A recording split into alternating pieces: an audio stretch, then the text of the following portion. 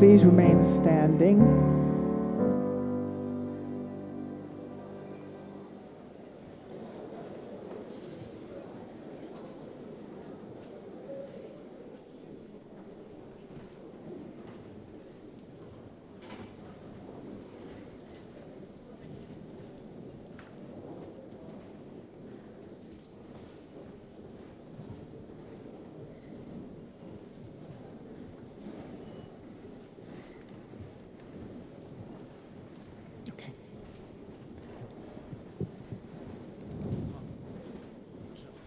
Go.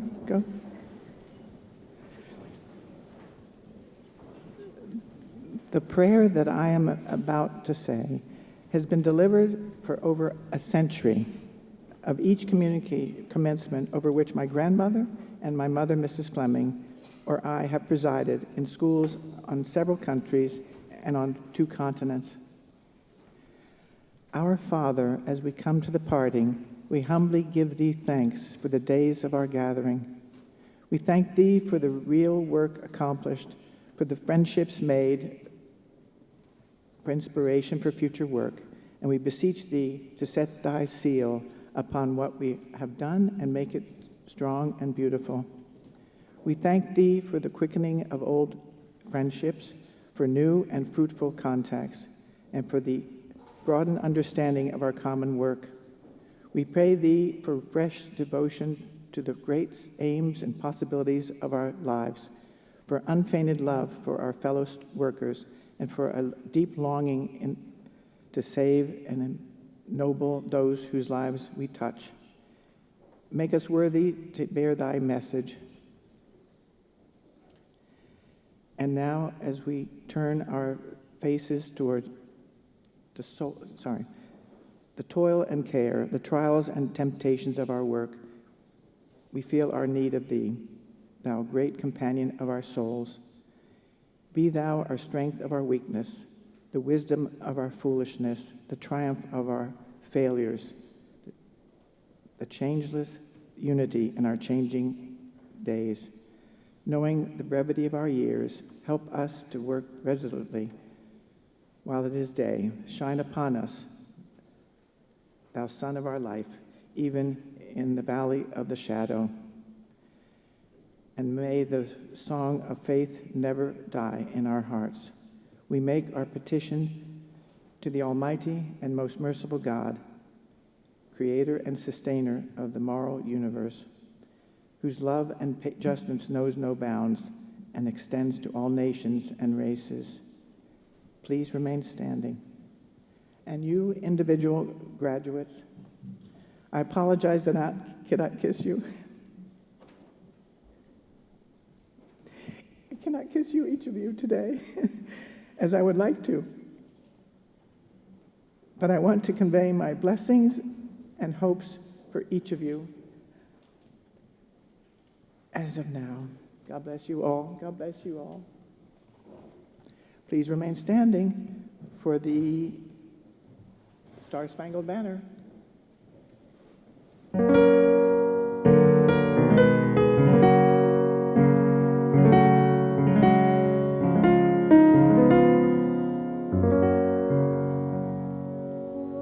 Quando piove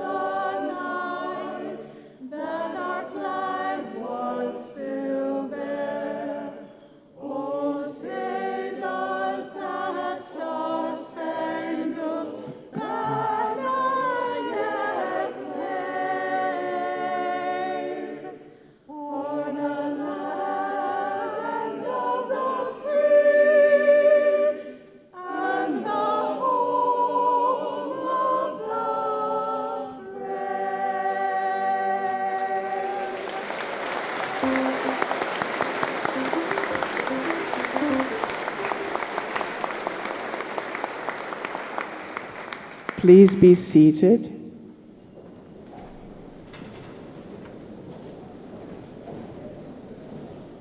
I'm going to call on you.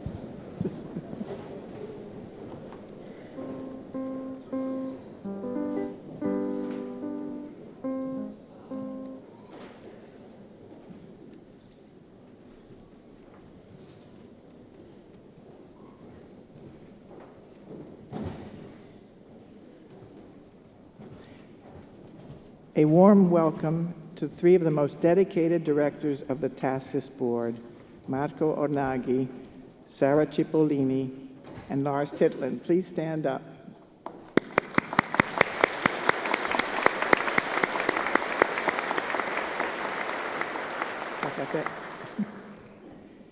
It gives me great pleasure to introduce the mayor of Collina d'Oro, Andrea Bernardazzi, because he is, in some ways, an alumnus of TASIS and shares our love for this beautiful place. Born right here in Certenago, he was educated in the schools of Collina d'Oro, attended TASIS summer programs as a teenager, then worked as a summer counselor in TASIS programs here and in England. He is the uncle of Angelo Piattini, longtime local storekeeper and TASIS banker. He and Andrea's father also served as local counselors. Andrea attended the ETH, or ETH, the Swiss Federal Institute of Technology in Zurich, which is regularly rated as one of the top 2 or 3 universities on the European continent. He studied architecture and is a practicing architect. Like me and my assistant, Master Architect David Mayernick, Andrea is interested in historic preservation and renovation. We all fully appreciate the extraordinary beauty of the Collina d'Oro, but realize that it is menaced by the pressure of hyper-modern developments. Andrea is also devoted to the transmission across generations of the natural and architectural beauty of the Collina d'Oro and the safeguarding and appreciation of its cultural riches. Switzerland has retained the medieval republican pattern of giving great political power to its towns and cities, encouraging citizen participation in making the political decisions that affect citizens' lives. We are grateful to have a TASIS alumnus and friend as mayor of our beautiful Hill of Gold, Andrea Bernardazzi.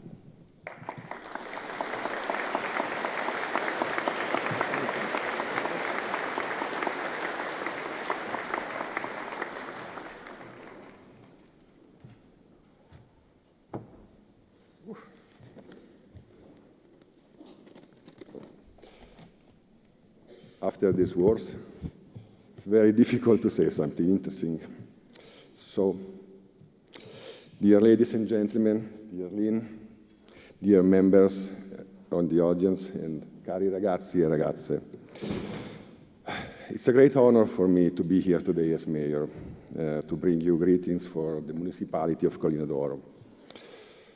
The last time I was here was 2019, so I've spoken about the respect we must have for the nature and for our planet.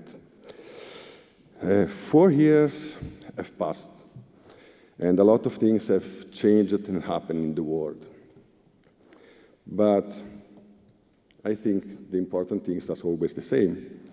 So now I would like to address those who are going to be graduated today. Graduating students, today represents a big turning point in your life. Your high school experience is coming to the end, and we commence a new academy chapter, I hope. This new chapter will probably take you to another part of the world. And I hope that your growing years, both life and studies at Collina d'Oro, will always be deeply imprinted in your memory and also in your heart. I think this is very, very important for me. So, your stories and personal experience in our country are precious. And as you embark onto your life journey, you will share these wonderful stories to the world and promote Switzerland and Collina d'Oro in all the world. This is why I hope that between the times of study, you have been able to visit our wonderful place, not only the city, culture, shopping, and good food, but also the scenic and beautiful mountains, rivers, lakes, in short, the nature in general. Unfortunately, as you've seen in the past, the weather is causing considerable damages all over the world. And considerable investment will therefore be needed to preserve the landscape. This is the message to respect for the nature that surrounds us that I would like you to take with you. Okay, I think I did everything. So I wish you all a fulfilling future and remind that the future is in your hand. Thank you very much and congratulations to everybody.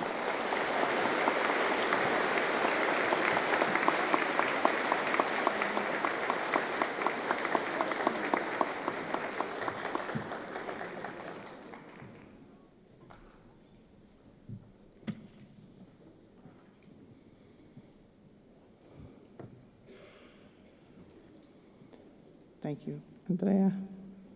We are blessed to have with us today a distinguished international educator from our Swiss sister school westward across the Alps, the International School of Geneva, Mr. Alejandro Rodriguez-Giovo. He represents in his biography many of the realities that our faculty and students have experienced, and in his life commitments, he has for decades served the intellectual and ethical ideals to which his school is dedicated, commitments in some aspects identical to those of TASIS.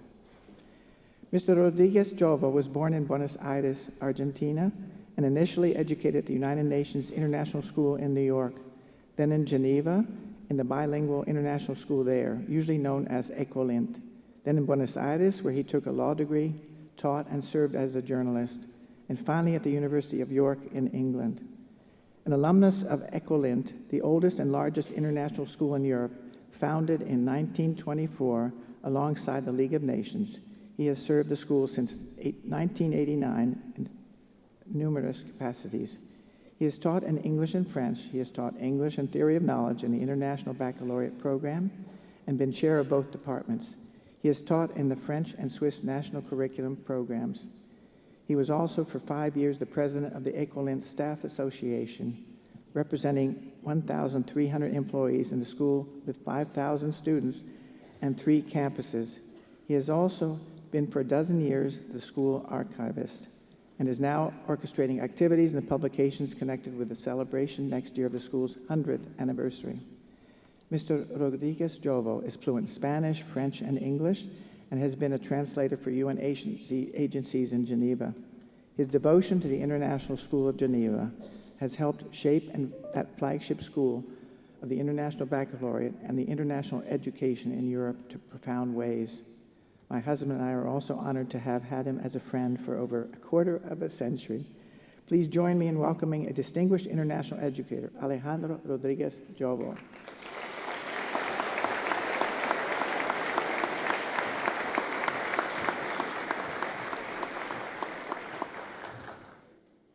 Dear TASIS graduates, although I'm speaking today in a strictly personal capacity, I would nevertheless like to begin by conveying to you the fraternal best wishes, solidarity, and congratulations of the International School of Geneva's graduating students.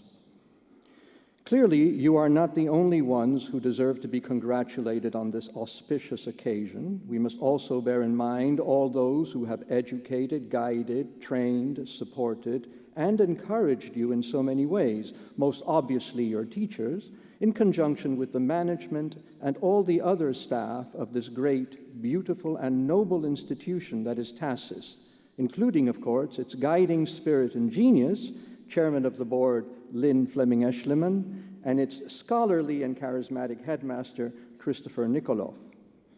And let us spare a thought for what you owe to your families, and most especially to your parents, who gave you the gift of life, no less.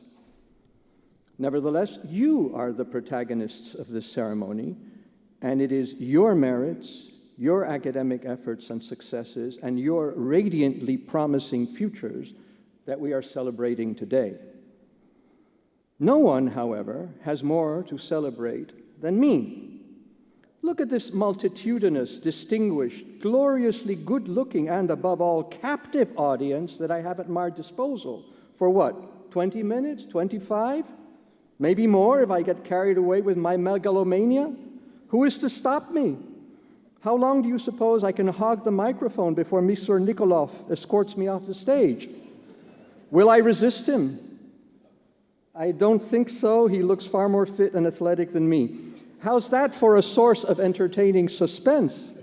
For good measure, there is another source of suspense. The last thing you want from me, dear graduates, is mere mediocrity, a succession of worthy but humdrum platitudes and cliches during which you can barely stifle your yawns.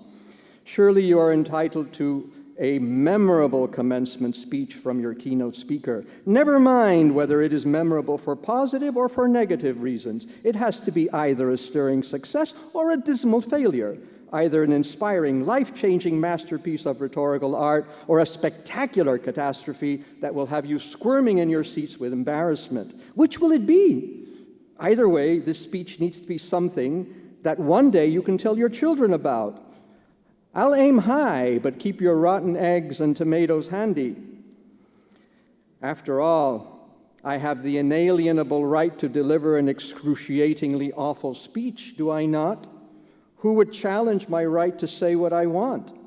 In parallel, is it also not true that you have the inalienable right to express your displeasure forcefully and vociferously? But perhaps a more sensible approach to the issue would be for me to consider my duty as an honored guest of TASIS to craft the very best speech of which I am capable, and for you to consider your duty as members of a courteous, hospitable audience to dissimulate your displeasure with my speech's shortcomings and to clap politely at the end. Human rights are incessantly referred to these days.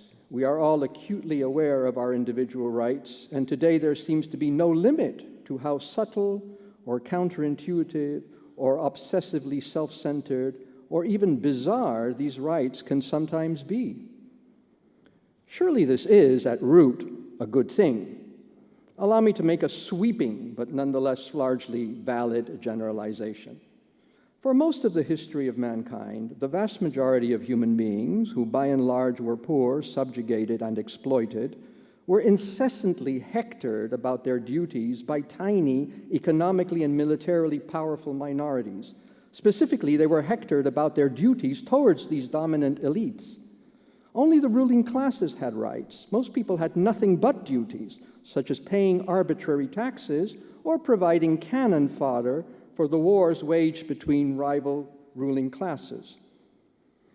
The much-needed philosophical, political, and social movement towards the notion that every human person has equal rights, regardless of sex, ethnicity, creed, nationality, disability, or social class, this movement can be traced back to thinkers such as John Locke and Jean-Jacques Rousseau, and it bears concrete fruit with documents such as the British Bill of Rights, the U.S. Declaration of Independence, the French Revolution's Déclaration des droits de l'homme et du citoyen, and finally the United Nations' Universal Declaration of Human Rights.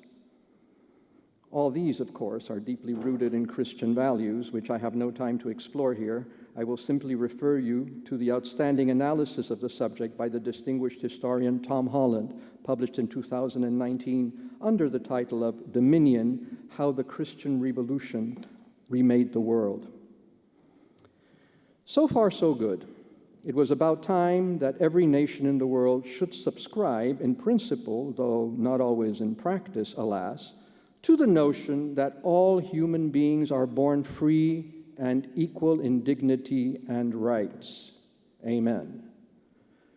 Sadly, this noble postulate often has little impact on the real lives of far too many people throughout the world, particularly in poorer countries, and in the marginalized sectors of society and richer ones. It's therefore paradoxical that in the socially and educationally privileged and consequently influential circles of some of the most prosperous Western nations, the invention and aggressive pursuance of ever more artificial, self-centered, and narcissistic so-called rights dominates the political agenda, often with far-fetched and mind-boggling but very concrete results. For instance, it's disturbing to consider that in Switzerland, a woman can now claim the right to create a child without a father, the right to produce a partial orphan from the moment of conception, should she not wish to share any aspect of her life with a man. What became of a parent's duty to ensure, as far as the vicissitudes of life allow, that one's child should have both a mother and a father? What became of the duty of the state to ensure that human beings are not artificially manufactured as consumer goods to satisfy personal, self-centered aspirations? It seems that in rich, privileged countries especially, the insatiable greed for rights, however preposterous or perverse or plainly wicked some of them may be, has obliterated the notion of duty. One of my aims in this speech, dear TASIS graduates, is to encourage you to balance your perception of your rights, of your desires, and of your ambitions with an awareness of the concomitant duties that we all have. For every right that you and I can claim, we have a corresponding duty towards others. Rights and duties are two sides of the same coin. We cannot have one without the other. I'm sure we'll all agree that migrants and refugees have the right to be welcomed and treated sympathetically, compassionately, and humanely. But even migrants and refugees have duties.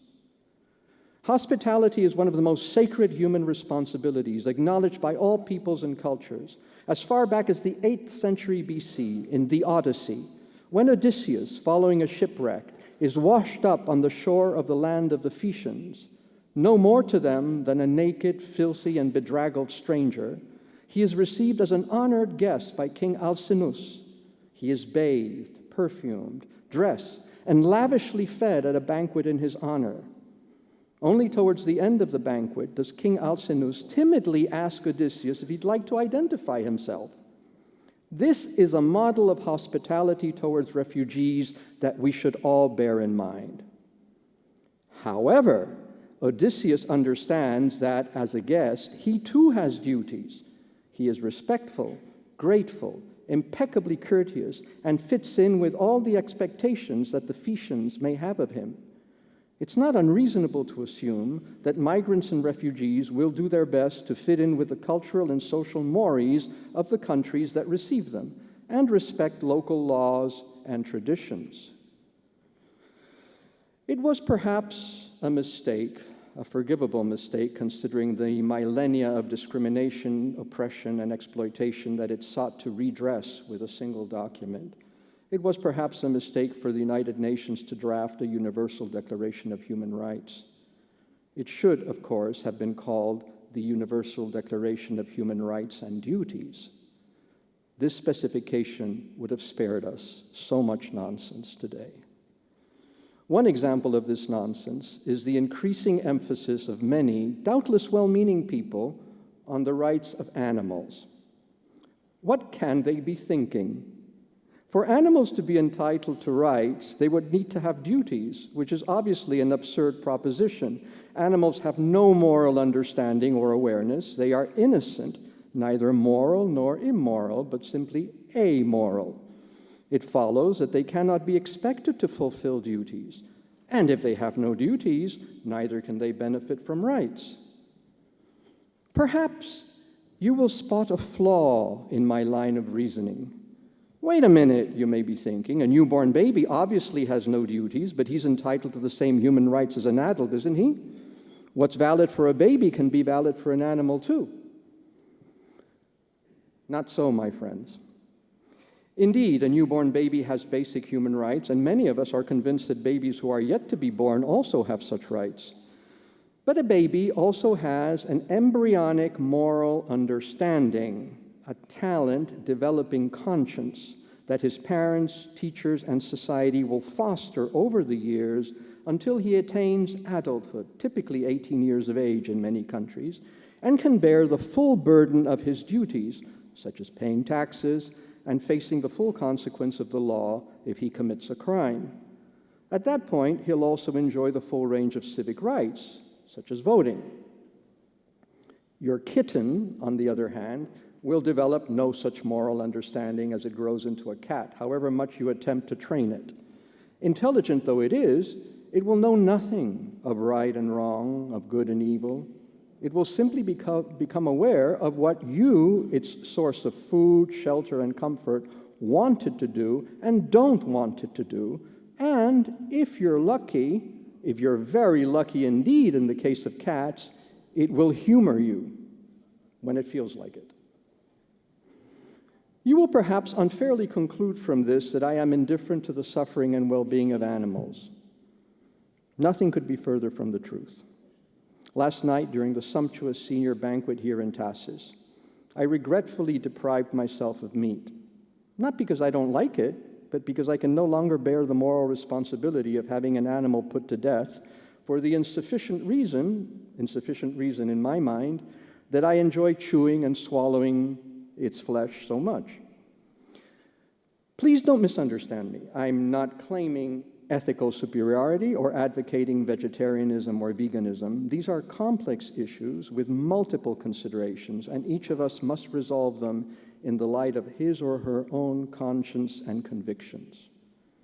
What I will say is this: although animals have no duties towards us and consequently can claim no rights, we human beings do have a duty towards them, a duty of care and compassion, insofar as these sentient creatures, often endowed with great intelligence and an acute susceptibility to physical and mental suffering, lie within our power, as virtually all of them do, owing to the astonishingly rapid mastery of the natural world by Homo sapiens.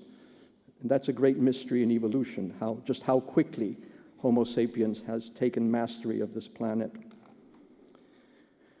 As usual, it is Shakespeare who puts this in a nutshell with poetic dexterity.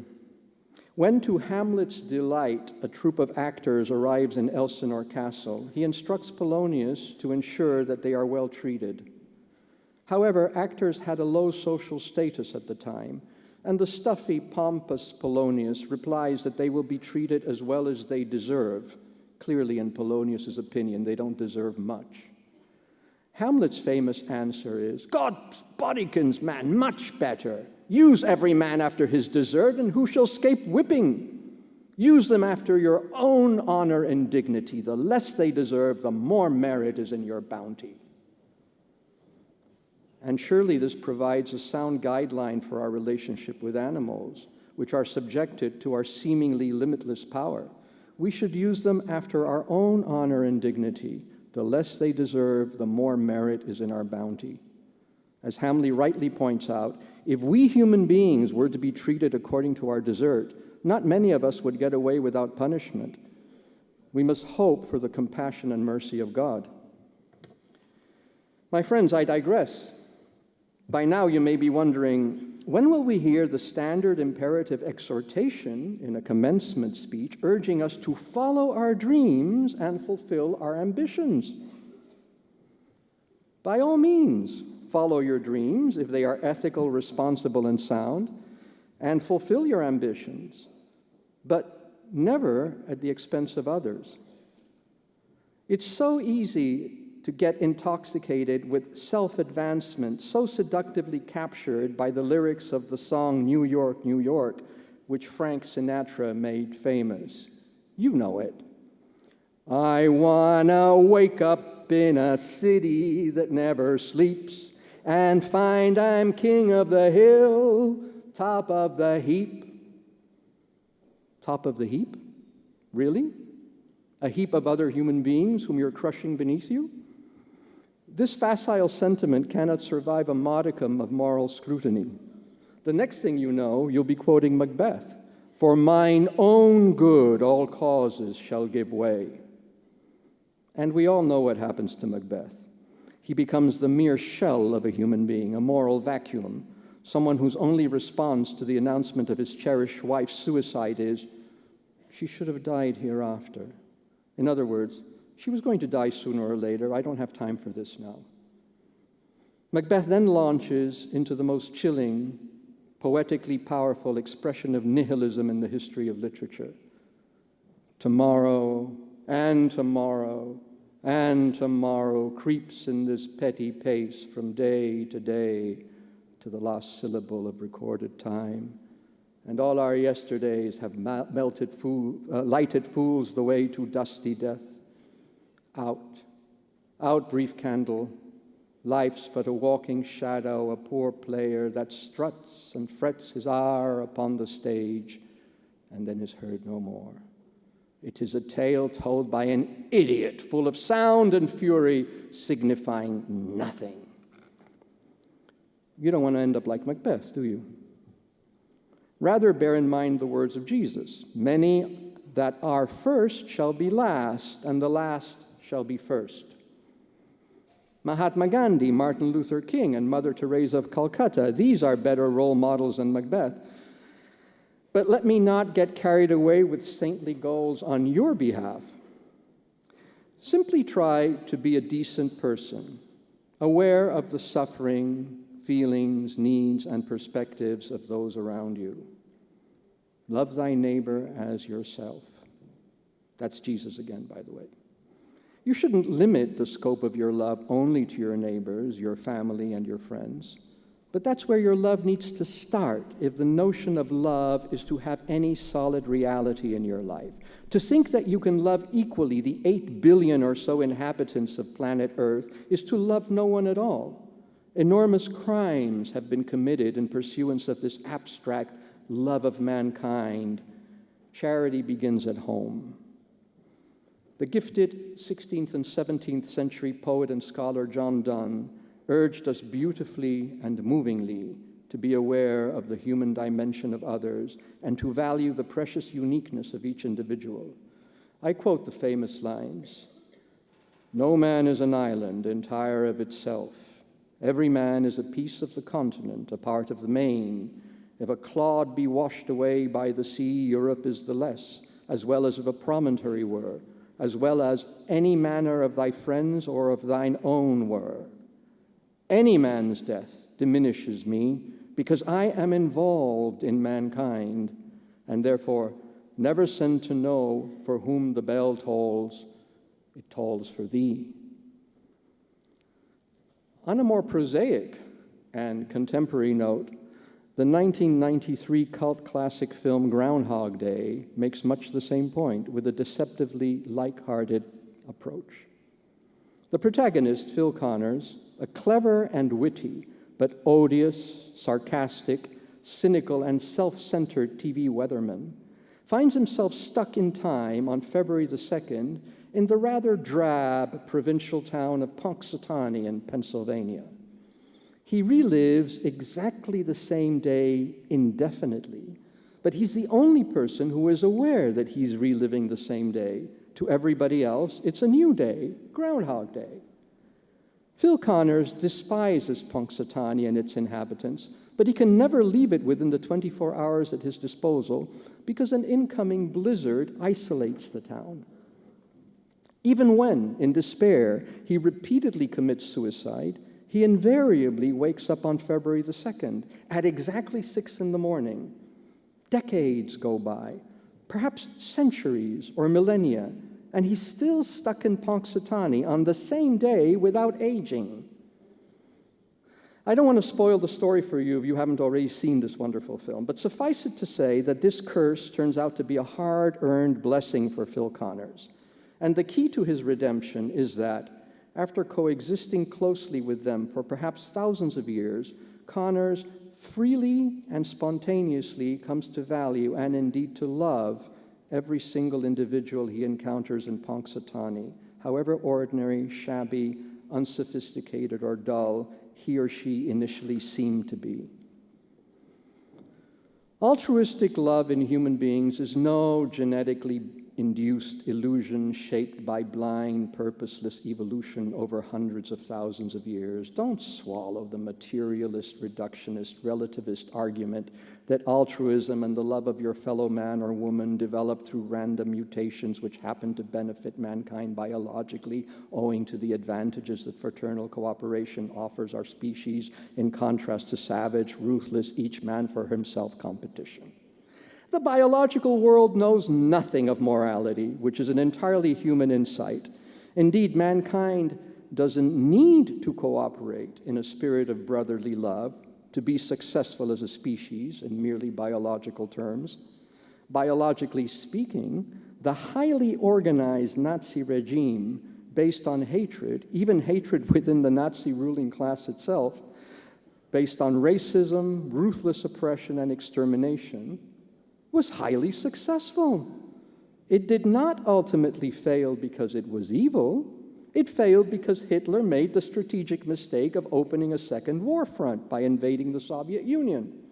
If it weren't for the Battle of Stalingrad, the Nazis could be ruling the whole planet today in a highly efficient manner from a merely evolutionary perspective. No, my friends, human love, friendship, kindness, compassion, selflessness, forgiveness, morality, these are not incidental biological byproducts. They are metaphysical phenomena of which we need to be in awe. They help us to give meaning to the universe, to our own lives, and to the lives of others. I can't resist an entertaining footnote here. In your further studies, you will doubtless come across reductionists, relativists, and pragmatists who breezily deny that the basic moral principles, the principles shared by you and me and all of humanity, have any objective or absolute validity, that these principles can be modified, scaled back, or dumped whenever they interfere with one's convenience or with the so-called progress of mankind, a progress that suspiciously benefits, first and foremost, those who wield power, economic, political, scientific, technological, or military power. Please notice that whenever such people find themselves at the receiving end of an injustice, they are often the loudest at expressing their outrage and indignation. That's when you should remind them that since values, principles, justice, and ethics have, according to them, no absolute and unquestionable validity, and neither the universe nor human existence have any purpose or meaning, it's futile to complain. Since there is no creator, there are no standards by which to assess their grievances. Since there is no creator, ultimately no one is listening with compassion to their self-centered concerns. They are raging in a vacuum of their own making. Dear TASIS graduates, although you are valiantly maintaining expressions of polite interest, those of you who have read Pride and Prejudice may have in mind at this point what Mr. Bennet says to his daughter Mary when she monopolizes the attention of her long-suffering audience. You have delighted us enough, my dear. Indeed, at my back I hear at my back I hear time's winged chariot hurrying near. But before I'm gagged and bundled off the stage in a straitjacket, though this be madness, yet there's method in it, let me return to the central exhortation of this speech, the wisdom of prioritizing love over your personal aims, ambitions, and aspirations in life, not least love for those who are closest to you and to whom you owe the most. I'm going to tax your patience by squeezing in one final consideration by means of one final quotation. The quotation I have in mind is by a great 20th century poet, Philip Larkin. It seems that Larkin was not a particularly admirable person in his private life, but valuable artistic, philosophical, or even moral insights are often generated by individuals whose personal lives it is better not to scrutinize under a microscope. Actually, it's better not to scrutinize anyone's life under a microscope except your own. The principle that you should know yourself was regarded as the basis of wisdom in ancient Greece. Don't lie to yourself. As Shakespeare puts it, and this above all else to thine own self be true, for then it follows as night follows day, that thou canst not be false to any other man. How grateful we should be to Shakespeare, the greatest writer that the world has ever known in any language or in any culture, for modestly leaving us with virtually no evidence of what he was like as a person. The line by Larkin that I have in mind concludes a poem in iambic tetrameter called An Arundel Tomb. It's a multi-layered and ambiguous poem, as great art often is, often but not always. The narrator of the poem observes a medieval tomb, which is characterized by the life-size stone effigies of a knight and his wife, lying side by side. These tombs are not uncommon in English churches and cathedrals, but normally the hands of the carved stone figures are clasped in pious prayer. However, this particular monument has a unique, touching detail. The knight is shown to have removed the gauntlet from one of his hands, which is reaching over to his wife to take hold of her hand. The poem's narrator ponders the various possible implications that this gesture may have had at the time when it was so carefully carved. He cannot help being moved by the gesture, with a sharp, tender shock, as he puts it. But with 20th century cynicism, he nevertheless tries to explain it away with a reductionist utilitarian analysis. And yet, the narrator can't avoid ending the poem with a line that I'll ask you to take away with you today, even if it's the only thing you remember about my rambling and interminable speech. What will survive of us is love. Tantissime grazie.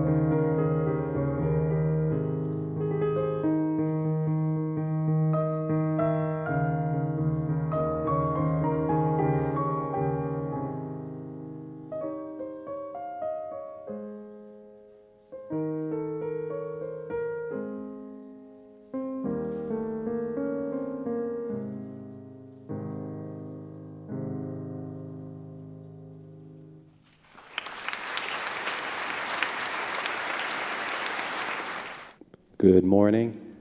It's my honor to begin the presentation of the awards, and to start us off, I'd like to call to the podium the Chair of the Visual Arts Department, Mr. Martin Dukes, and Head of High School for Academics, Dr. Mark Abisi.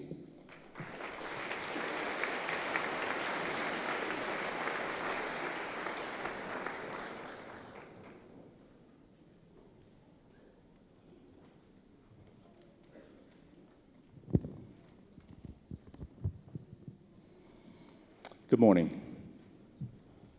Art is a language through which every artist hopes to find a voice. And for over 60 years, art at TASIS has been the means by which countless students have been able to give expression to these ideas. The first award this morning is for excellence in art. I've taught this year's recipient for a number of years and had the privilege of watching her grow in the studio. As an artist, she employs the tools of her craft effortlessly and without fear. The resulting artwork is often very direct and powerful. Paintings have an assured authenticity, their honesty giving us a sense of someone truly engaged in the language and able to communicate, able to tell their particular story without rancor or the frills we often so associate with school art. Traits that will undoubtedly inform her work as she moves on to school in London next September. The recipient of this year's Graduation Award for Art is Giorgia Merigali.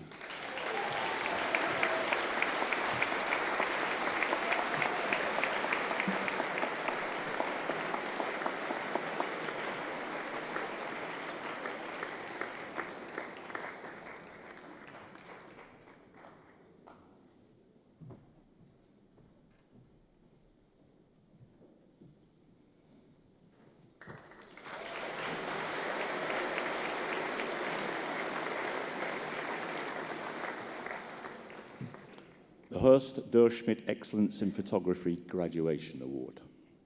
The TASIS Visual Arts Department Award in Photography honors the memory of former photography instructor and department chairman Horst Durschmidt, whose vision, leadership, and creative energy helped to shape what the arts mean at TASIS today.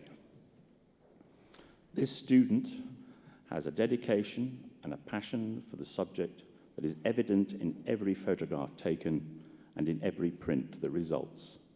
An unassuming and hard-working student, she constantly revisits images in her pursuit for perfection. She's also happy to experiment freely, her open response to criticism setting her apart from her peers in the photo studio, as does her appetite both refine and learn more skills. Collectively, these traits too will serve her well as she moves through life, and we cannot think of a more deserving recipient for this award. Therefore, will you please put your hands together for Sunny Lee.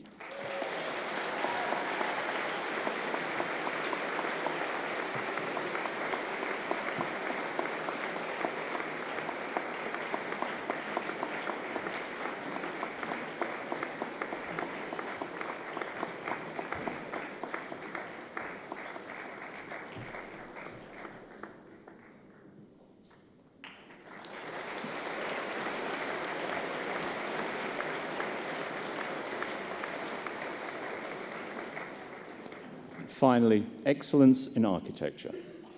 This year's award winner was the leading student as a junior, receiving recognition in the 2022 Academic Awards Assembly. She spent a considerable amount of time this year preparing and submitting a portfolio for architecture courses, and these resulted in several offers of admissions to prestigious schools. During her time at TASIS, she's developed a mastery of sketching, consistently producing convincing, perspective-rich work. She produced at least 3 outstanding building models, as well as a collage of 20 of her building sketches for the Spring Arts Festival last year.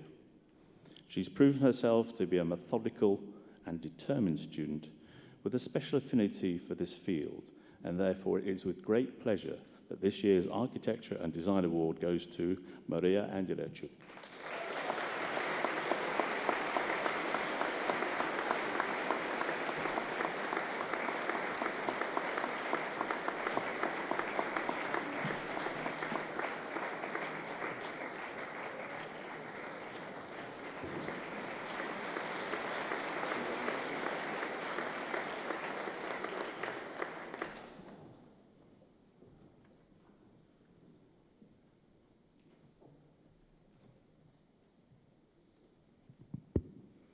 Good morning.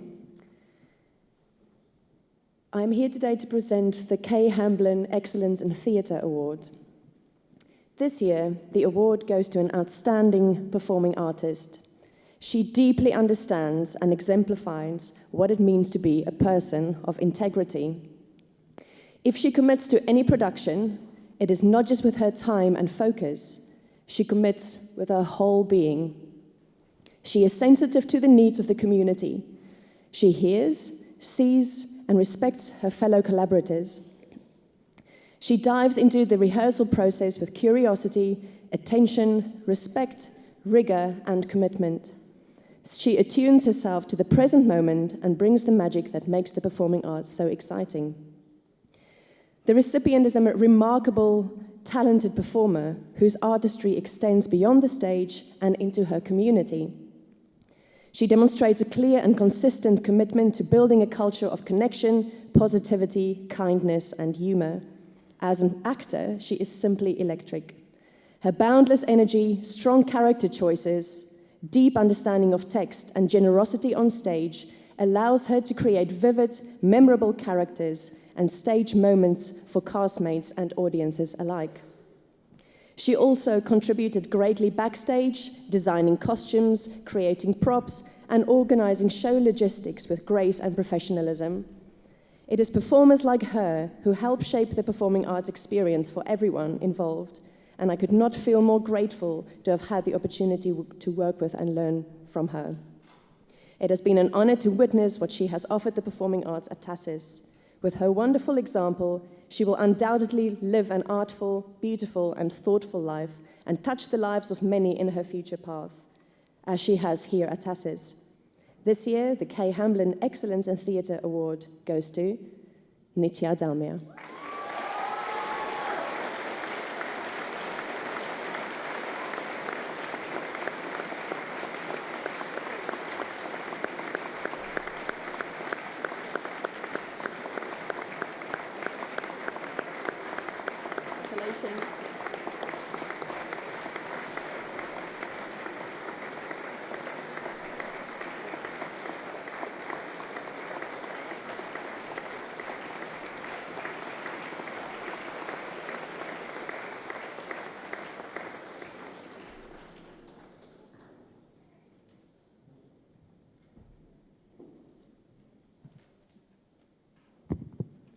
Good morning.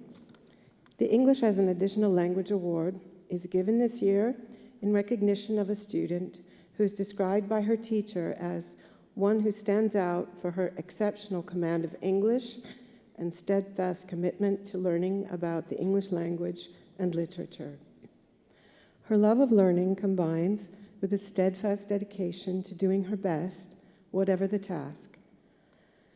A true scholar in her English, grammar, composition, and British literature course, the student delved into all topics with an inquisitive mind, seizing every opportunity to expand her knowledge and understanding. For her outstanding efforts, her eagerness to improve her English language skills, her self-discipline, diligence, and dedication to excellence, we are pleased to present the Graduation Award in English as an Additional Language to Elena Grasu.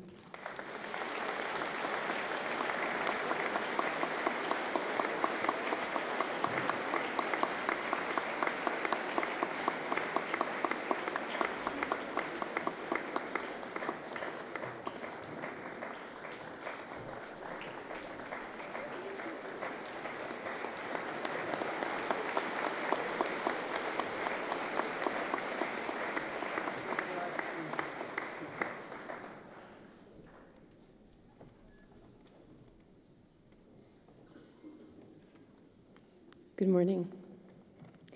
The Modern Languages Department takes great pleasure in recognizing exceptional achievements in the acquisition of modern languages.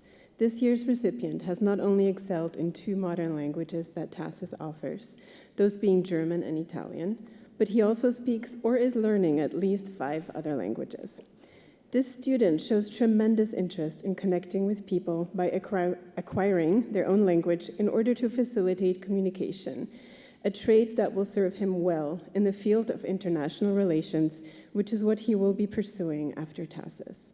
His inclusivity of others, his enthusiasm for learning about other cultures, his wit, and his kindness will be missed at TASIS. We have no doubt that this polyglot will be wildly successful, and we wish him only the very, very best on his professional journey in the real world. The Department of Modern Languages is very proud and immensely pleased to announce the winner of this year's Modern Languages Award, Navid Recessional.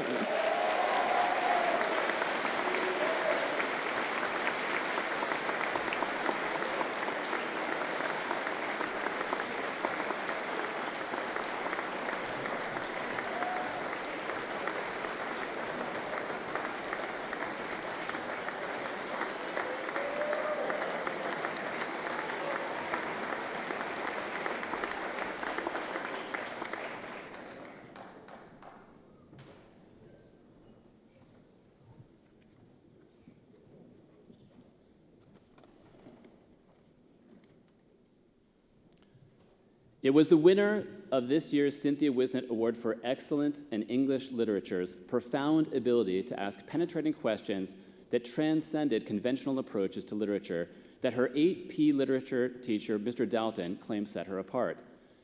The students' essays in AP language demonstrated a sophistication rarely seen among high school students. Mr. Dalton said that while this student's written work certainly showcased her extraordinary talent, it was during classroom discussions that her skill was truly shining. Having chosen her to lead this class's first ever Paideia discussion on Kate Chopin's The Storm, this student orchestrated a Socratic experience that surpassed any he had ever witnessed. What made this student's leadership all the more remarkable was her ability to command respect without appearing pedantic or alienating her classmates. Her extensive general knowledge, unwavering reading comprehension, and analytical prowess made her an authoritative figure within the classroom. This student's peers never hesitated to value and embrace her opinions, turning to them as a beacon of guidance, even in discussions when they were not the assigned moderator. This student's AP literature teacher, Miss Clark, said, "This is the type of student who starts a class discussion on entering the room. This student hasn't simply read the chapter from the night before, but analyzed it, dissected it, found favorite lines, and marked them with a rainbow of Post-it notes. This student genuinely loves nothing more than the spark of a good debate, the rumblings of a disagreement, an excuse to dive back into the text to find evidence. The student's writing is as eloquent as her spoken language.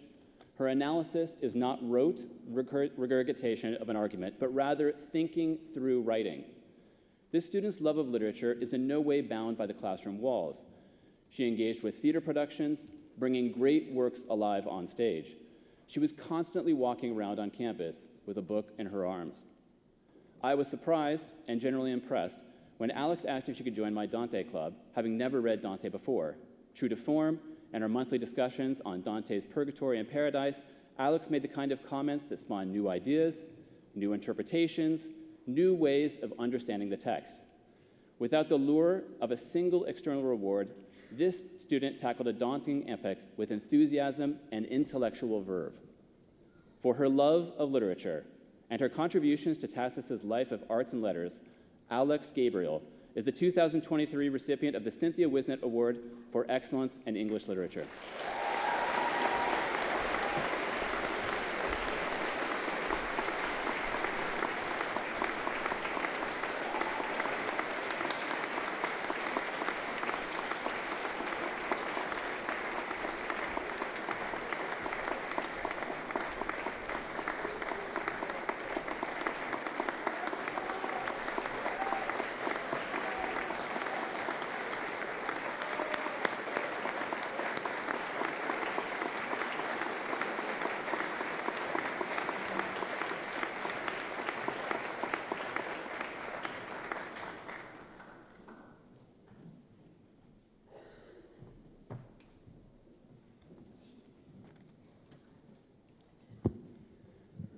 The winner of this year's Excellence in History Award shines in the subjects in this department, earning no grade lower than an A- in 4 years and 5 classes of study.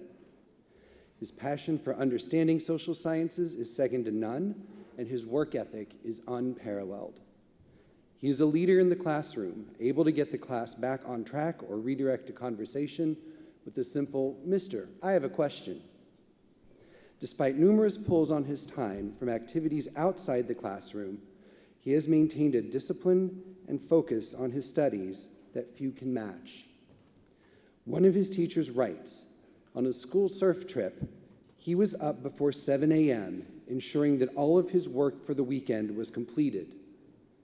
This is an example of how he constantly makes the necessary adjustments to ensure that he adapts to any situation so that he continues to earn the outcomes he wants and deserves. This focus and maturity are well beyond his years. These habits were exhibited in AP History, IB History, and IB Economics. It is for these reasons that I am honored to present the Excellence in History Award to Michelangelo Vecchio.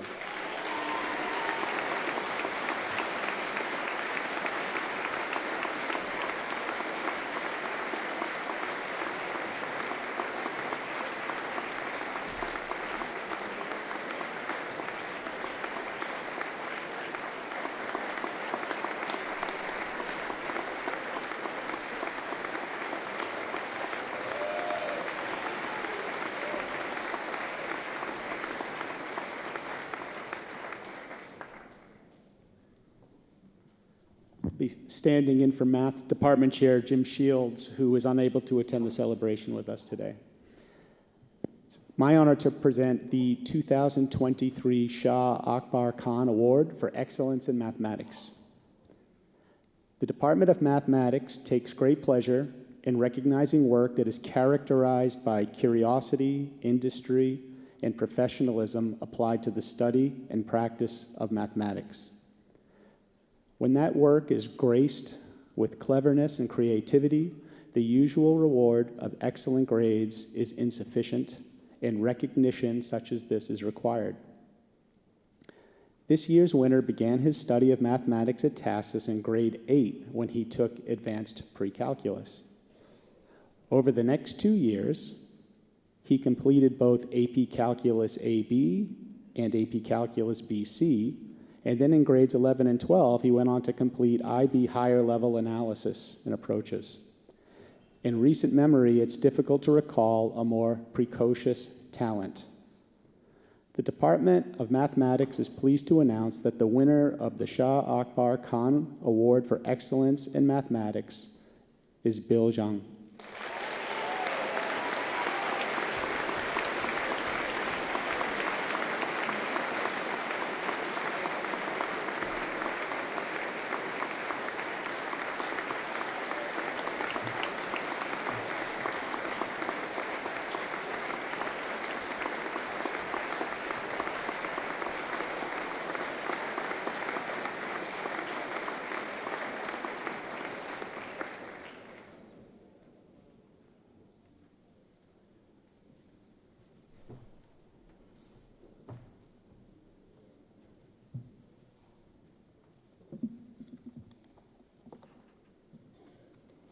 Hello. This year's Science Award winner has taken 2 sciences this year, AP Physics C and AP Chemistry. When I asked for information about him, I was overwhelmed by all the detailed and positive feedback that just flowed. Indeed, I had to summarize it down to just the 10 pages. Joking apart, he is truly a remarkable student. His physics teacher noted that he is one of the few students that he would tick, without hesitation, one of the few I have encountered in my career box for a college recommendation. Within the class, he would start answers with, "I like to think of it this way," and then would proceed to give incredibly coherent, elegant, simple to understand explanation. His chemistry teacher noted that he brought not only a love of learning to his class, but a natural curiosity that could at times lead us to delve into theory and possibilities that were immersive, intriguing, and mind-expanding. his questions truly involved higher level thinking and an ability not only to think outside the box, but to think outside the solar system. When he raised his hand, I was never sure what to expect. A possible suggestion to solve a rate problem with calculus, or using his equally unparalleled physics skills in a chemistry setting. He will carry on his scientific studies with mechanical engineering at the University of Michigan. I'm sure that many of you have guessed who I'm talking about by now, and it is with great pleasure that I present this year's Excellence in Science Award to Spencer LeGraley.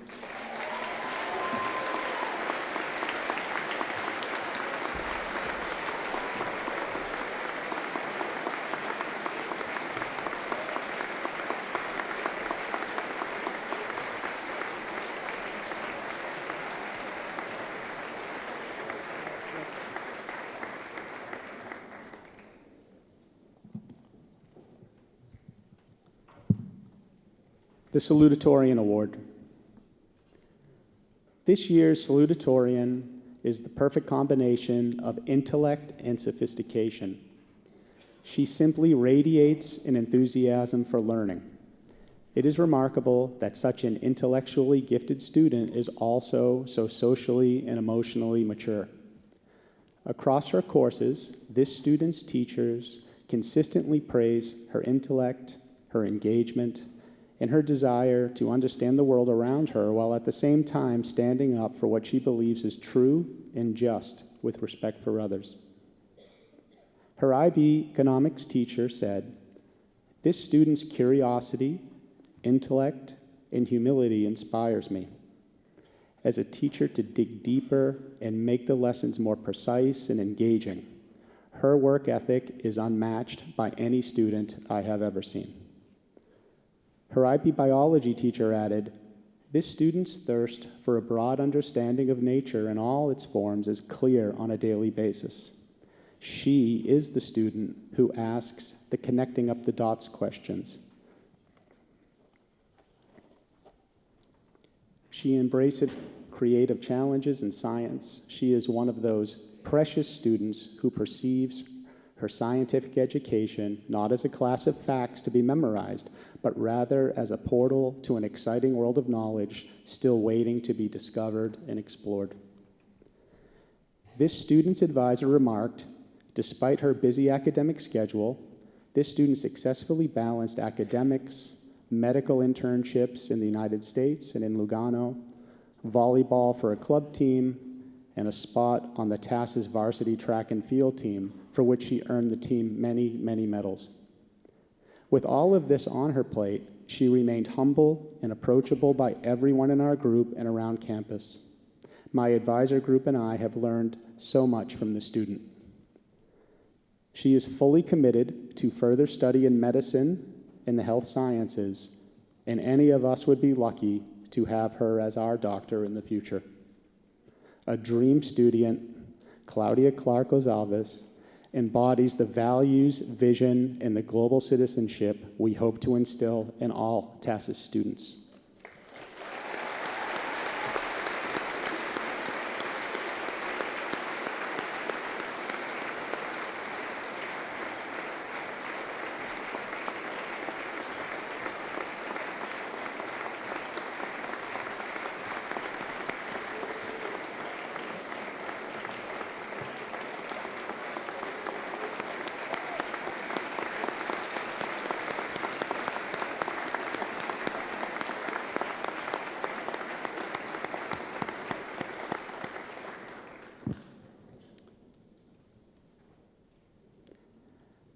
There are many students at TASIS, and indeed around the world, who have achieved academic excellence in the classroom.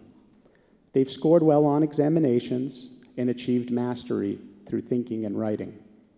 They've taken the most challenging courses and emerged on the other side with comprehension. They set the standard in each classroom and set the curve on each test. And while every school has a top student, there are few to none who exude as much grace, humility, and compassion as this year's TASIS valedictorian. Perhaps that is what makes this year's valedictorian so special. Though the very definition of the award states that this student earned the top grades of the entire class, you would never hear that from him. This student is as modest as he is genuine. He's charismatic and has a quick sense of humor that is often self-deprecating. He listens to his classmates thoughtfully, participates in class earnestly, and works outside the classroom determinedly, even well into May of his senior year. And yes, this student does have a perfect GPA. He maxed out our AP program, taking the most challenging courses available while also earning the highest grades possible. In 11th grade, he won academic excellence awards in economics and chemistry, and I had the honor of inducting him into the Cum Laude Society. But his contribution to TASIS has not been limited to or even defined by the classroom. The student was a member of the Global Service Program Board and led the student tutoring group. He was a triple sport varsity athlete, a 3-sport captain, and this year's Male Athlete of the Year. Beyond the realm of organized classes, activities, or athletics, this student was kind to everyone he met. He treated each community member with respect. He made TASIS a better place, all while achieving at the highest possible academic level. This student is an example of what TASIS is and what TASIS values. As our mission statement proudly reads, TASIS seeks to balance the pursuit of knowledge with the love of wisdom and promote the skills of lifelong learning and appreciation for beauty and the development of character. The valedictorian of the class of 2023 is a clear embodiment of the success of a TASIS education and will continue to make his peers, his family, and this faculty proud. It is my honor to present to you this year's valedictorian, Will Pacini.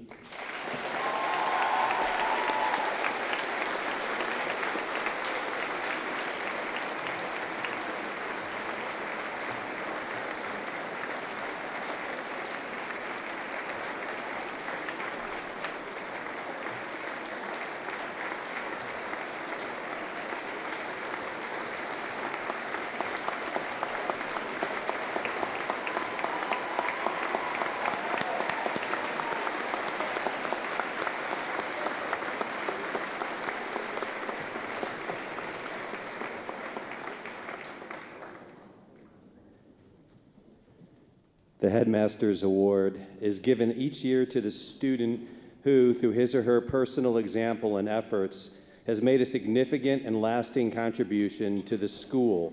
In short, the school has been enriched by this student's time at TASIS, and the student both exemplifies and excels in all the values of the TASIS mission.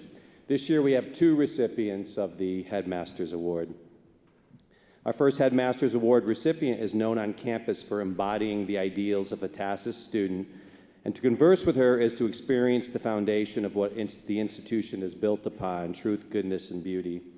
Always willing to take on new challenges, this student's work ethic and dedication to academics, theater, and her proctor role make her an outstanding member of our community.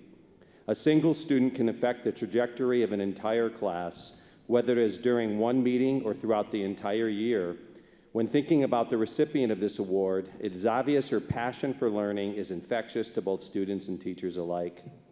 In fact, she is the first TASIS student to have taken both IB and AP art history, and as her teacher noted, she succeeded in raising the intellectual level of both classes with her quiet, methodical, and superb in-class performances.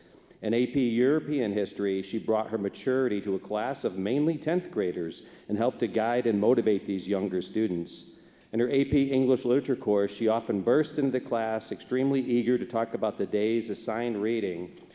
Her teachers also noted her brilliant sense of humor and that despite being a serious student, she effortlessly managed to bring lightheartedness, empathy, and fun-loving curiosity to each and every lesson. This student exudes enthusiasm and positivity into all other aspects of our community. She is an active member of the Serving Southern Africa Global Service Program group, even electing to travel as a senior when it is not required, as she will soon be departing for Zambia and Botswana. As a proctor, she is known for her work ethic, kindness, and collaboration with peers. She has been a valuable member of her dorm, and the residential community views her as an exceptional individual who is sure to achieve lofty goals in the years ahead. Self-aware and self-composed, this award winner has made our community a better place, not for personal gain or prestige, but simply by doing what's right time and time again. It is my pleasure to bestow our first Headmaster's Award to Alex Gabriel.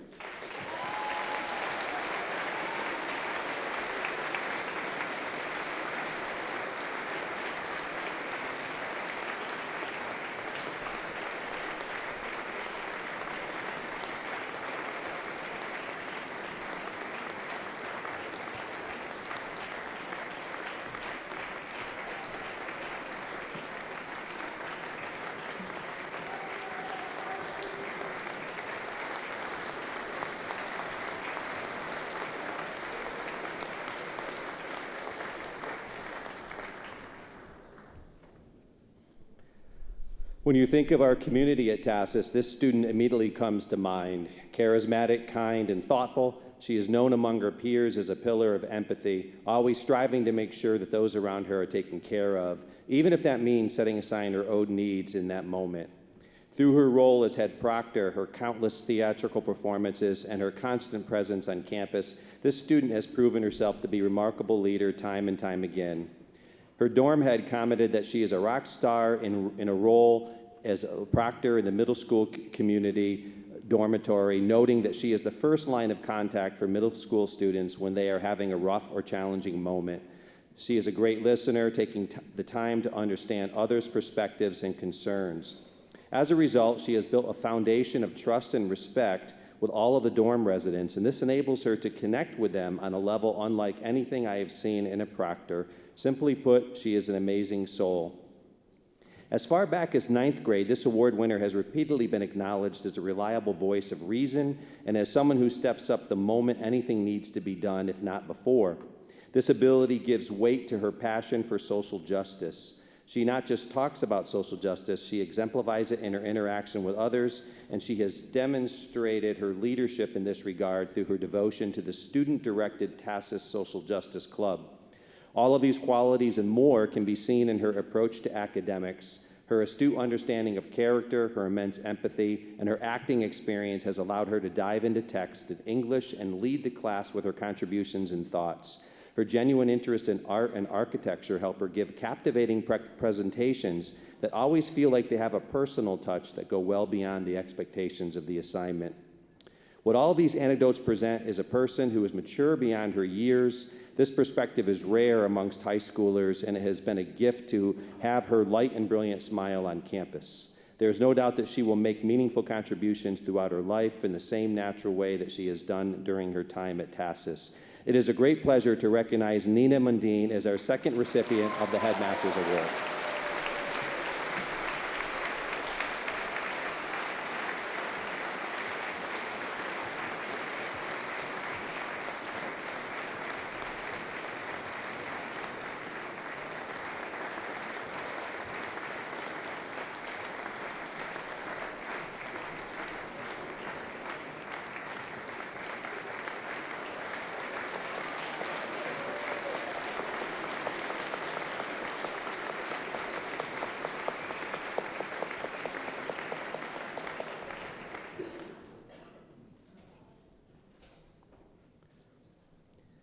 The ECIS Award for International Understanding is awarded to a student who is a good representative of his or her own country, displays a positive attitude towards the life and culture of others, is able to converse in at least 2 languages, is a contributing force in the life of the school, and demonstrates the ability to bring different people together into a sense of community, thus furthering the cause of international understanding.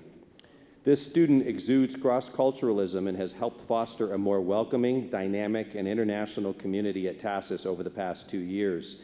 He moves easily between groups of students, not only because of his ability to speak 7 languages, but also because of his immense kindness and inherent hospitality. He always has a smile, a greeting, and a joke to share with everyone in his community. These small actions are part of the reason this student is such an excellent proctor. He is approachable, helpful, and a natural leader. He's not afraid to step out of his comfort zone, and each day he models what it means to be curious and tackle challenges. He serves as a role model not only for the residents in Chertonago, but for the entire boarding community. This student's internationalism extends beyond the walls of TASIS. He traveled to Thailand for the Global Service Program and brought the group together with his determination to truly immerse himself in the new culture. He was eager to try new foods, listen to new music, and ask questions so that he could truly understand his surroundings. He thrived throughout this experience and brought his passion for global service back to campus. What's most impressive of all is the way this student has decided to dedicate the rest of his life to internationalism. He intends to study international relations at university, and his natural gift with languages, paired with his insatiable curiosity and strong work ethic, makes him a great future fit for the diplomatic corps. Our high school faculty members are certain that one day we will see this student back on the TASIS stage as a guest speaker rather than as a student. For his positive attitude toward the life and culture of others, I'm delighted to present the ECIS Award for International Understanding to David Ariza Solange.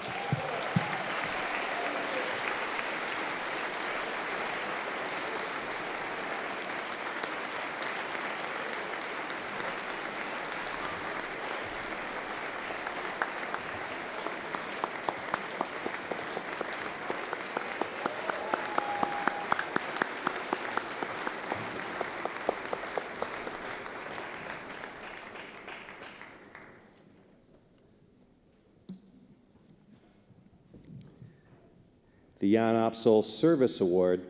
Jan Opsal was TASIS's first international student, and he is the generous benefactor of the Jan Opsal Global Service Program. The Jan Opsal Service Award recognizes a student for whom the school community comes before self. This award acknowledges students who contributed to the school community and to school life beyond the call of duty. Academic excellence by itself does not qualify a student for this award. The faculty often chooses a candidate who is giving of themselves in quiet ways. There's no doubt that the definition of this award perfectly captures the style of this year's recipient. This student is a unique individual who is an exceptional leader. He has a natural ability to inspire his community and guide those around him. This student is always ready to lend a hand to support his teammates, help his teachers or dorm parents, or volunteer for anything that just needs doing. This student stands out for his selflessness and compassion. He is an invaluable asset to the TASIS community. This student does it all, and he makes it look easy. He is a curious and engaged student, a committed athlete, a team member, a valuable member of many clubs and activities, and a member of our Global Service Program board. His advisor writes, "This student has an indomitable work ethic that has led him to achieve all the goals he sets for himself in study, in sports, in service activities, and in community life. He is personable, friendly, respectful, engaged, diligent, and a reflective young man, and he has been an example of kindness with his cheerful smile reflecting an easygoing nature and a positive outlook in life." Across his many commendations, this student's most cited quality is exceptional will to do what he can do to support others. His caring and supportive personality is a great asset for the TASIS community. His physics teacher writes that this student embodies the duty of young people, as described by novelist Kurt Vonnegut, to create stable communities in which the terrible disease of loneliness can be cured. This student has attained these goals both in his classes, where his presence has always been positive, proactive, and dedicated, and in this co-curricular life at TASIS, where he is one of the best-known proctors, a beloved dorm peer, and always welcome teammate in a sport or activity. This student carries a sense of wonder and gratitude for everything in his world, combined with a genuine goodness and honesty, fulfilling the mission of a TASIS student and a global citizen. For his community spirit, his amazing leadership, and his commitment to putting others before himself, I am delighted to present the Jan Opsal Service Award to Alejandro Orozco.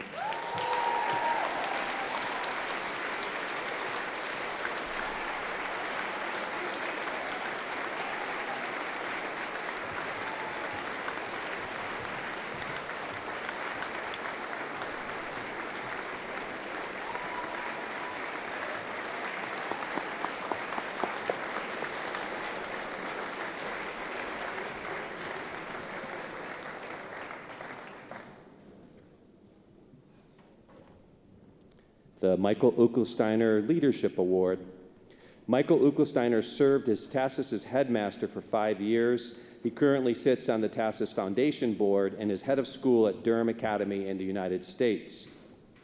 This award recognizes the student or students who have shown initiative, creativity, and disinterested involvement in making our school a better place to study and to live in. For example, student council, committee, or student activity work may qualify a student.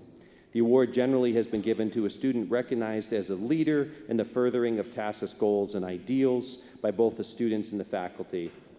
Throughout his time at TASIS, this year's recipient of the Michael Uckelsteiner Leadership Award has shown true leadership, unlimited initiative, and creativity in abundance, both in and out of the classroom.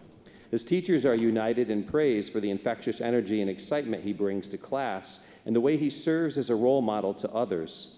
He takes the lead in class discussions, is committed, and is a catalyst to others' learning and progression. This enthusiasm for learning is also exemplified in the way he welcomes different challenges head-on and sets an example to others, always willing to expand his knowledge and be open to new perspectives. This student has shown exemplary leadership in extracurricular activities, including as co-president of the Student Council, where he has helped to guide his peers in grace and promote student issues. He was leader in the Model UN program, responsible for co-chairing TASIS Model UN and ensuring each delegate went to the conference prepared and confident in their own abilities. He created and managed the TASIS Investment Club with bi-monthly meetings organized and run by him, leading to positive gains in the group's total portfolio. His Model UN supervisor and IB economics teacher remarked, "He is a leader in every sense of the word, particularly in his capacity to serve as a model for engaged and curious scholarship." This student is also a leader for the TASIS varsity basketball team, popular among his teammates for his reputation as a team player and ability to bring out the best in others. While there were much taller members on the team, he was the team's leading rebounder by outworking the rest and soaring higher than the others in his own determined way. This approach to rebounding is rather an analogy to his leadership approach for all things. Lead from the front, make things happen, don't give up, and make the most of every opportunity. Beyond TASIS, he also competes with the Italian national sailing team and will continue with this sport at university. His dedication to athletics, extracurriculars, and academics are a testament to his single-mindedness that is hard to match. Combine this with his humility and the manners of a statesman, and you will have someone of remarkable character. It is with great pleasure that I present the Michael Uckelsteiner Leadership Award to Michelangelo Vecchio.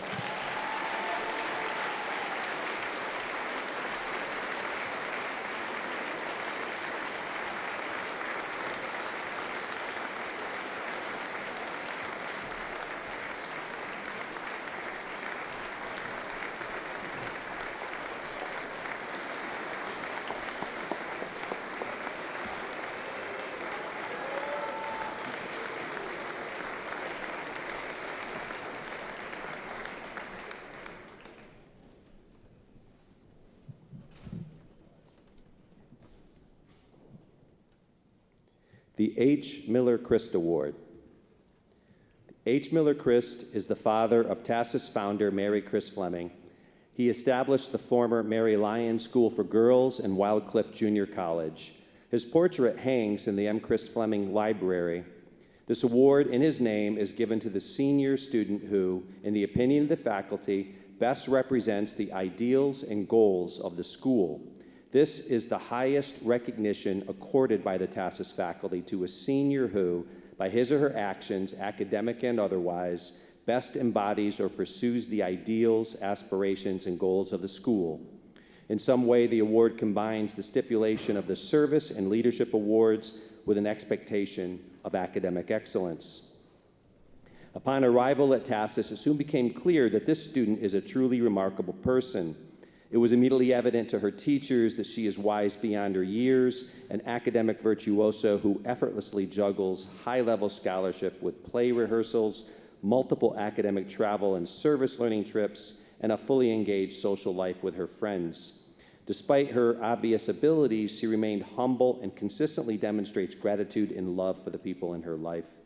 Her attention is always focused on what is immediately in front of her, and her ability to think critically about the world and still maintain a sincere sense of hope is inspiring. This student is a highly creative artist who works tirelessly on her craft in her free time. She has already published several novels and has spoken passionately about becoming a screenwriter with the aim of telling important stories about her beloved homeland. In the classroom, she has reached the highest levels of success, and you only have to review the following comments from her teachers to understand what a gifted learner and joy to teach she has been. And I quote, "She binds our class together with her sense of humor, friendly demeanor, and serious work ethic. She is the kind of student every teacher wishes they could have in every class. She is a very humble and beautiful person inside. Both her outlook on life and work ethic have earned my utmost respect. She will succeed at everything she puts her mind to, and she will succeed with a friendly smile on her face, enjoying life to its fullest. She helps remind us why we put so much work into our teaching." This student's contributions to the TASIS community extend well beyond the classroom, and her impact on our residential community has been particularly important. Comments from the dorm parents and advisors include the following. As a proctor, she continues to grow in her ability to create a healthy balance between supporting others and taking care of herself from intellectual, social, and emotional aspect.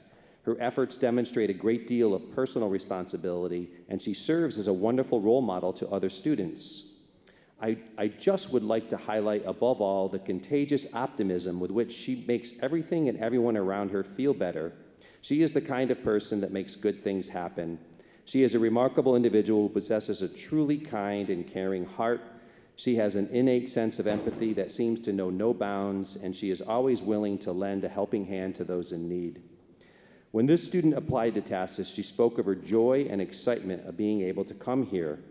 Her overwhelming positive spirit and curiosity set her apart from any other applicants, and she had more than lived up to the lofty expectations. She does not simply exemplify the mission and values of TASIS, she amplifies them. I cannot think of a more deserving student for this year's H. Miller Christ Award than Nitya Damya.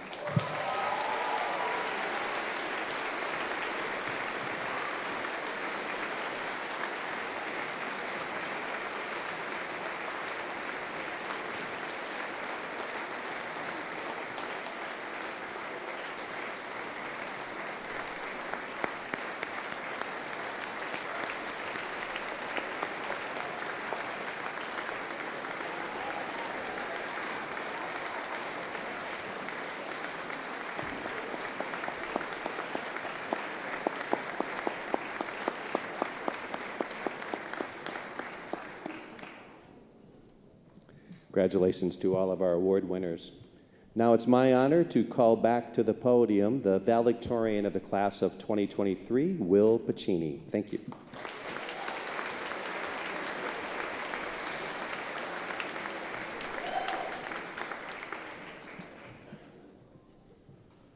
There are a lot of you. Okay. My fellow 2023 graduates, parents, and faculty, it is an honor to be addressing you all today. I'm going to start with some thank yous. First, I'd like to offer a very special thank you to my parents and my family who have always been there for me. I know it's kind of generic to say, but it's true. Without them, I would not be standing here today.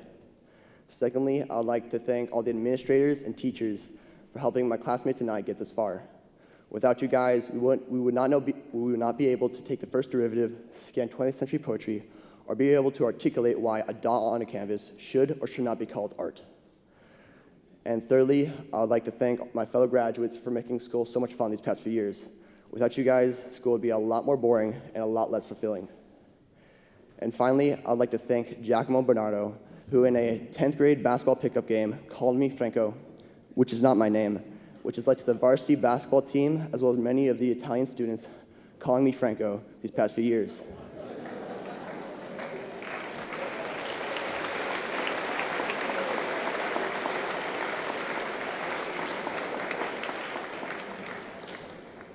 Whenever we cross paths in the future, call me Franco for old time's sake. Guys, we made it. We are graduating. But at least for me, when I first came to TASIS, I didn't know if I was going to graduate. Do you guys remember when we got stripped of our spring break back in 10th grade? I'll speak for all of us. It was hard. Teachers and students alike dropping like flies. But we endured, and in return, we got an extra long summer break, which I must say, it was amazing. We are the COVID generation. Our early high school years were marked by masks and lockdowns. When I first came to TASIS, I knew everybody by the masks they wore, and it was very interesting to see smiles and faces again in 11th grade and having to play the fun game of matching a voice to a face. But once again, we survived, and we had a great senior year. We were able to witness Lucifer win the International Week World Cup, so shout out to them. And we were also able to witness a masterclass on the dance floor by our very own Xavier Rose. Yeah.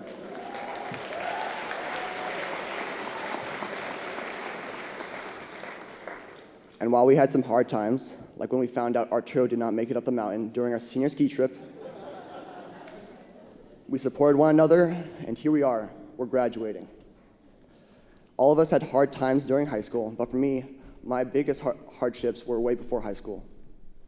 I'm pretty private about my personal life, but at the age of 10, I was basically illiterate. I know it's strange to say, but it's true. Young, little, short William loved sports, Legos, and superhero movies.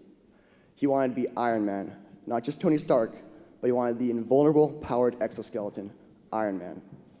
And little, young, short William hated school. He really hated it. And believe me, it hated him back. At age 9, my teacher's name was Mr. Little, which is ironic because he was quite a big man. And we were studying for a vocabulary test, an oral vocabulary test, where we would stand up and spell out a word. So I studied, I felt prepared, and he called me up and he told me to spell out recommend. So I started spelling out recommend. And then I forgot what word I was meant to spell. So problematic. I asked him to tell me the word again, and so I started spelling out recommend again. And I forgot again, and again, and again. And I never ended up finishing spelling out recommend. And in return, I got my peers snickering and giggling at me, and my teacher reprimanding me and telling me to stop joking around. But I wasn't joking around. What he was saying was just slipping past my brain. I asked to go to the bathroom, and I ran to the bathroom faster than Usain Bolt. And in the safety of a stall, I cried, feeling small and inadequate. After that, me and school clashed for years. A few years later, my siblings and I were tested for learning disabilities, and we found out we all have dyslexia. And in the words of the child psychologist, I have no working memory. What that means is in terms of Disney, is I am Dory from Finding Dory. But my 402 Wallaby Lane way is that if I'm reading a passage in a prompt, I'll read the prompt, and by the second sentence of the passage, I've already forgotten the prompt. So a tad problematic. So when I was taking this oral examination, I was literally forgetting what my teacher was telling me to do, which was liberating to me. This was the reason why school was so hard. And while I felt liberated, my parents were told the tad depressing news that most people with my learning disability don't go to college and very few graduate from high school. So quite depressing. But they never told me any of that. Instead, they told me that my brain was different, but if I put in the work, I could succeed and do whatever I put my mind to. So I decided I'm going to put in the work.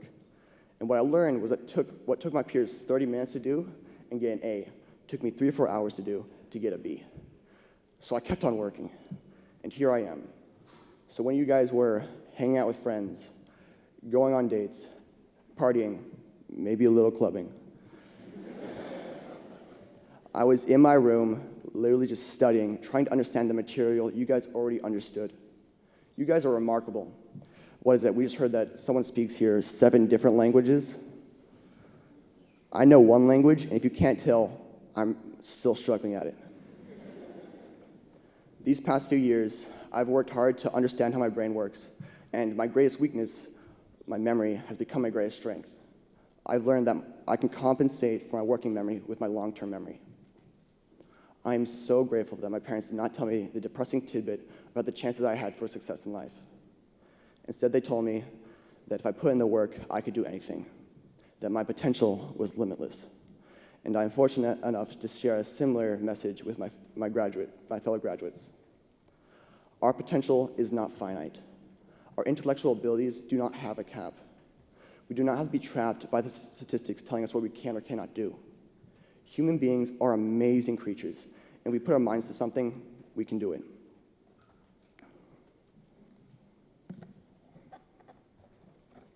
Excuse me.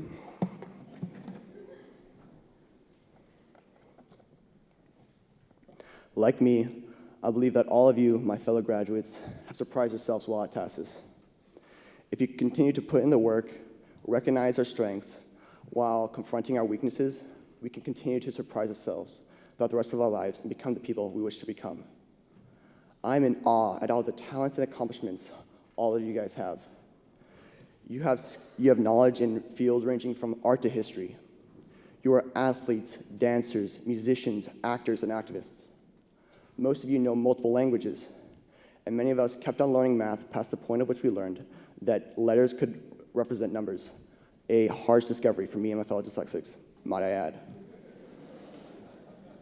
I'm going to be honest with you guys, life's going to only get more stressful from here. But when you're at your tipping point, where you're about to cry in a bathroom stall because your boss, significant other, or teacher assigned you a task and you failed miserably at it, take a deep breath, shed some tears, then compose yourselves and get back to work. Because we can do anything we put our minds to. And I'm super excited to see what you guys all do with your lives. If it be becoming a Nobel Prize winner, Luigi, or maybe a future member of the Forbes 30 Under 30, Nitya. Among us, there might even be a future US president, Connor Crane.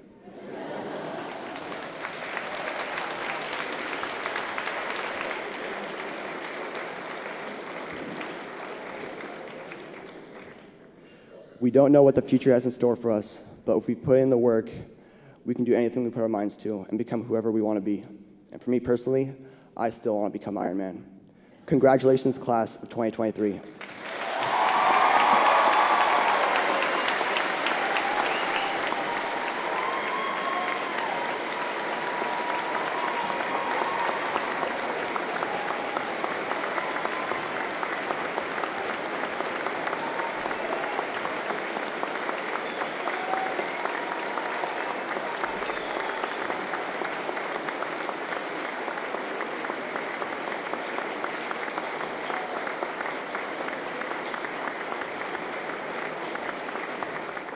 Mrs. Aeschliman, Mr. Nikoloff, I have the honor to present to you on behalf of the faculty of the American School in Switzerland, the class of 2023.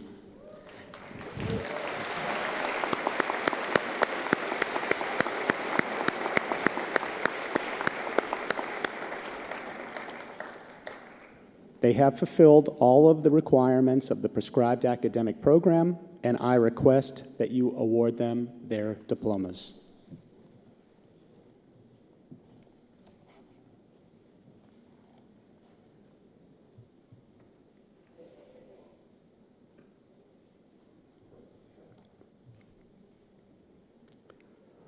Juliana Obondano Aritza.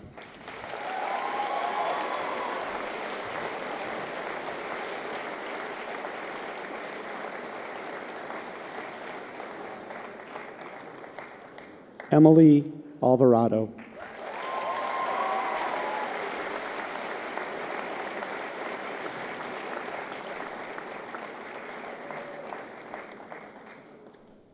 Maria Andrzejczak.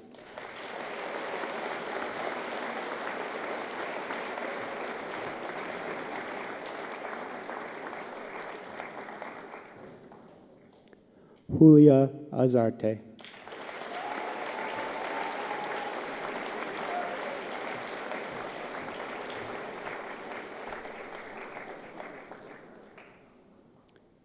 Grace Azar.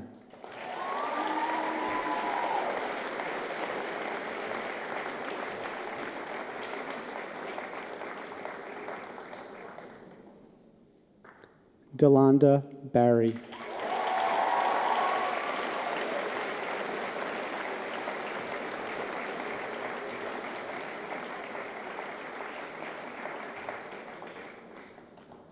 Maria Bashanova.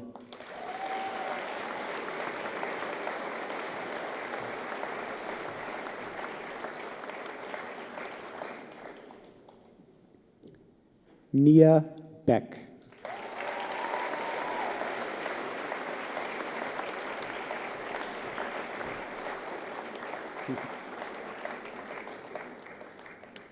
Idil Bektash.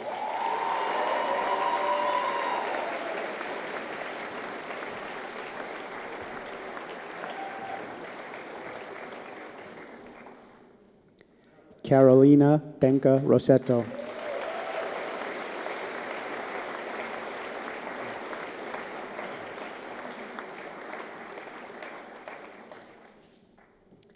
Gabriella Benka Rossetto.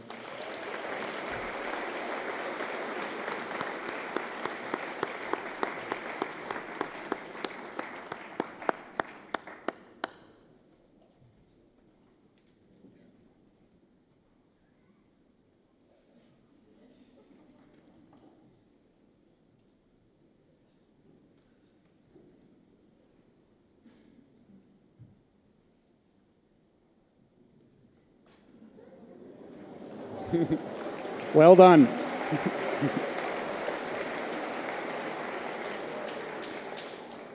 Priyanka Bruera.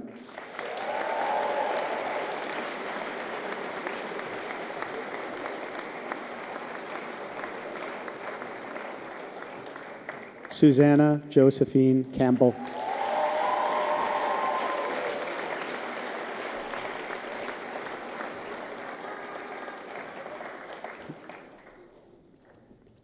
Sofia Grazia Canclini.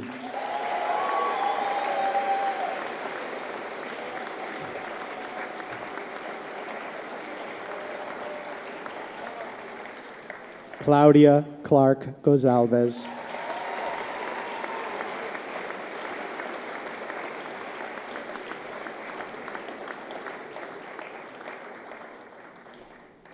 Sylvia Kribari.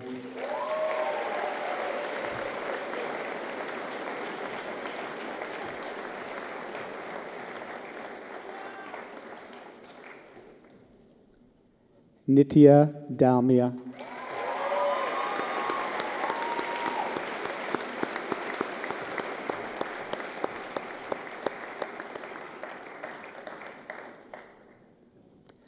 Margarita Fincato.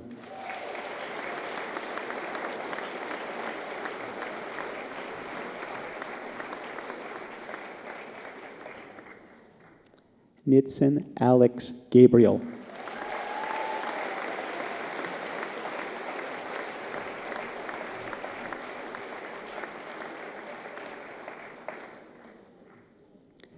Martina Giroldi Nielsen.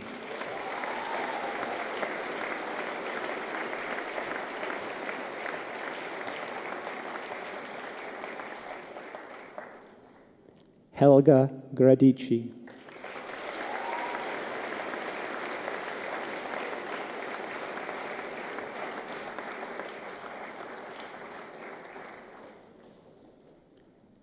Elena Grazzu.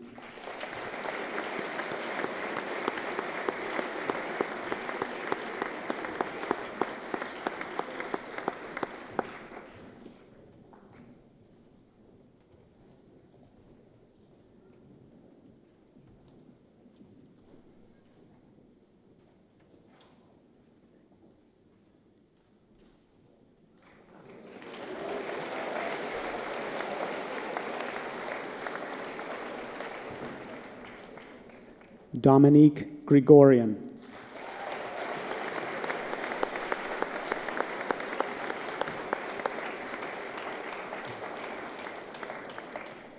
Raya Ilieva.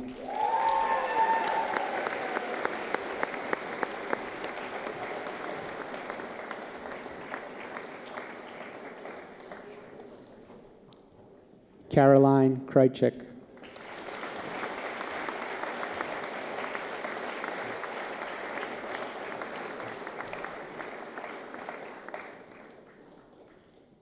Marina Krasovskaya.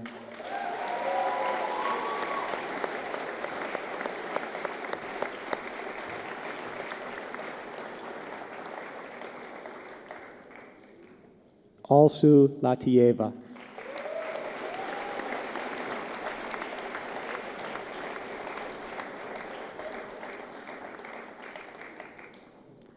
Nina Lazarevic.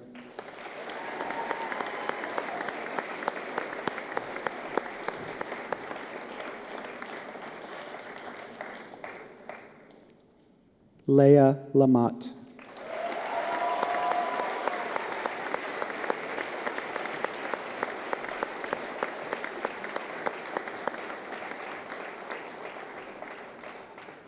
Sunny Lee.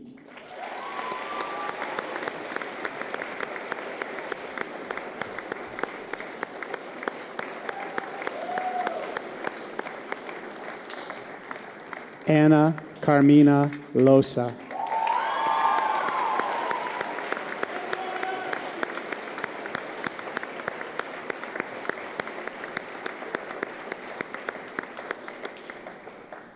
Georgia Marigali.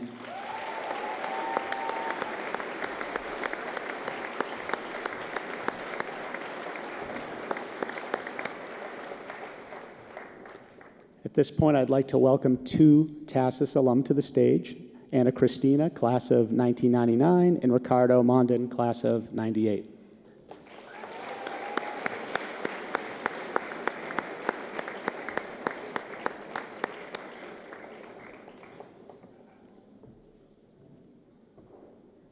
Nina Mondin.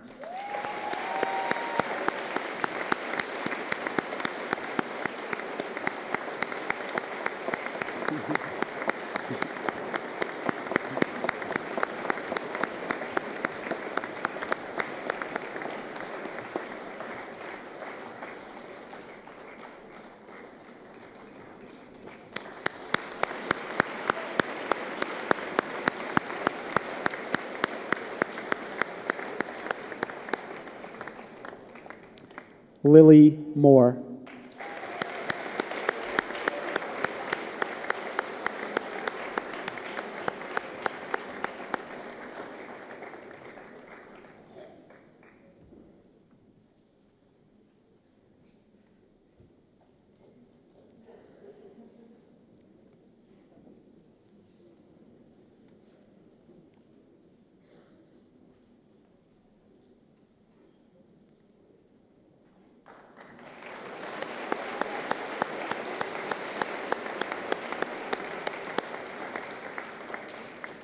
Ksenia Morosofa.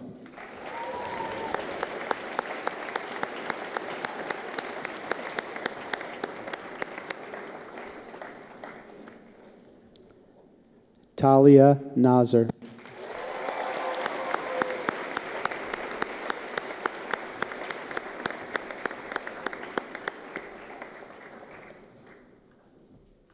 Mira Otiam.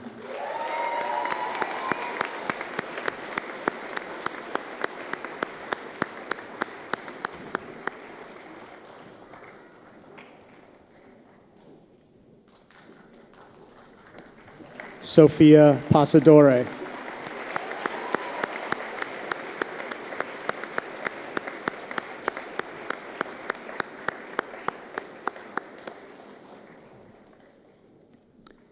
Maria Pavel.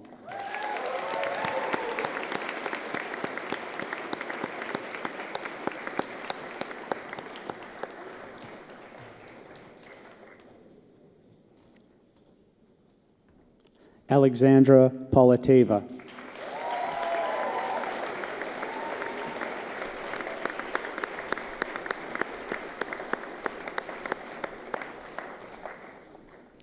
Eleonora Pauli.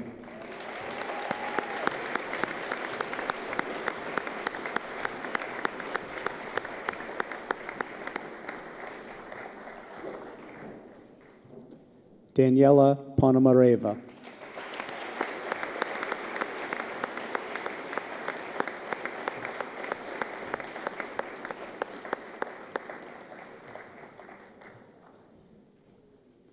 Nerea Prieto Alberdi.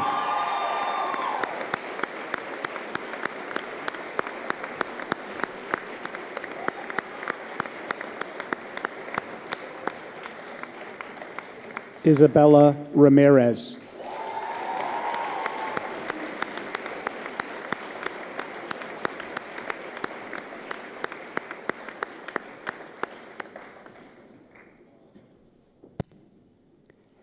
Catherine Robinson.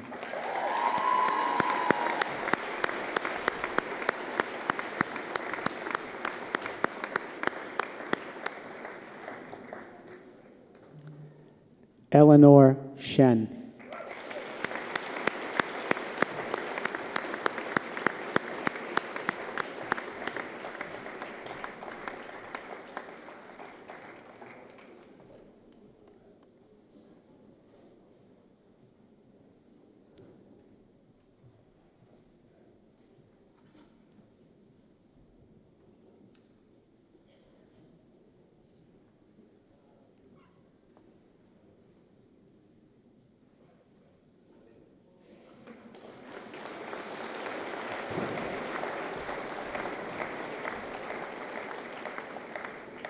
Carolina Scrastina.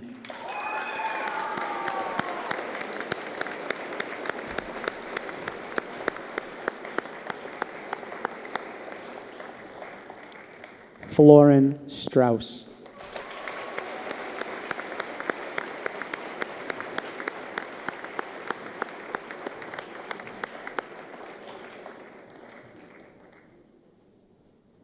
Could I please welcome to the stage TASIS alumni from the class of 1988, Federico Stropiana.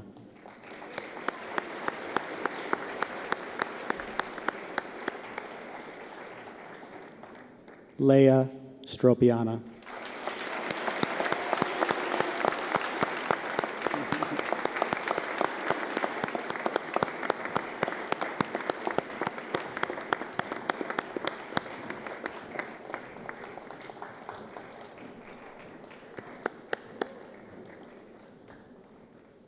Maria Svetlova.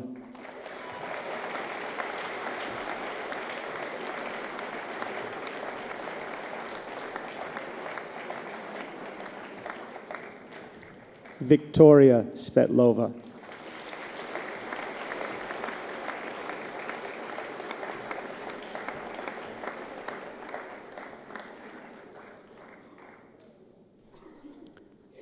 Bruna Teixeira Ferreira.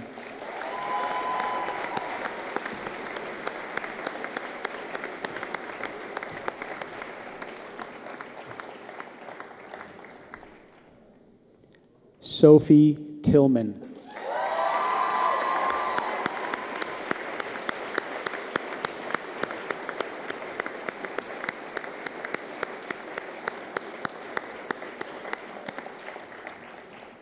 Claudia Tolliver.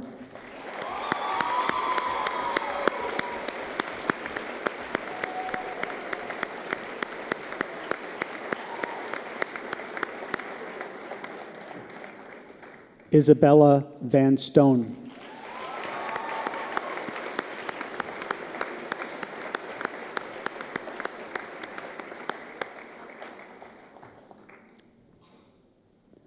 Zoe Wolschlager.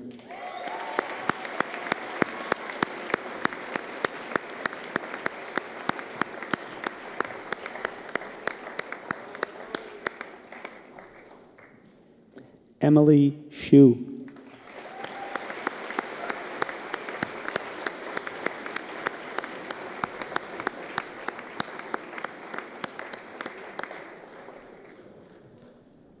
Rebecca Zhao.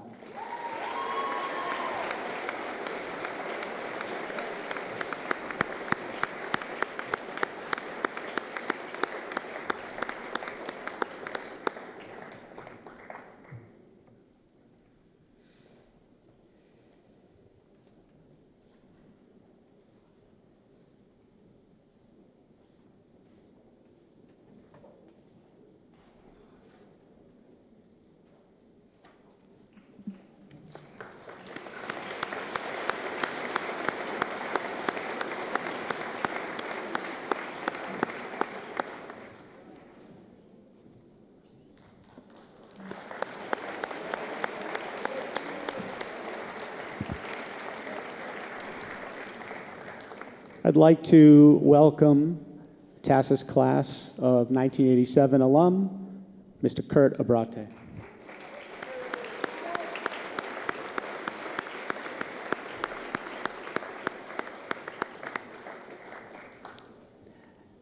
Leonardo Abrate.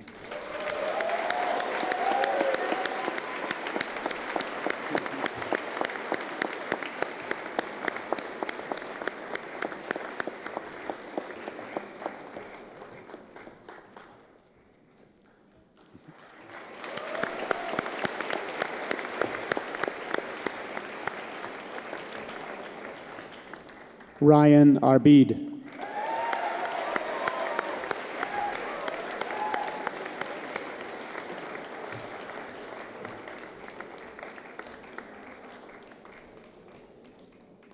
David Ariza Solans.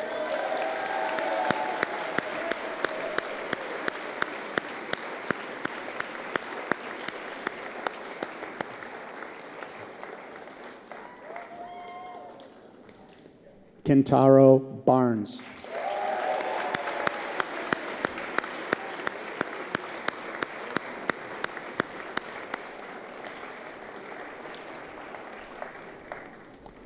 Juan Carlos Bernal Cortina.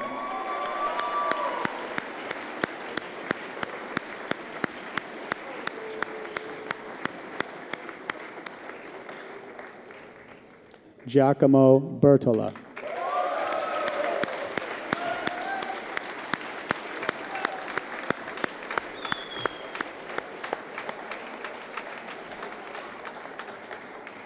Giacomo Bernardo.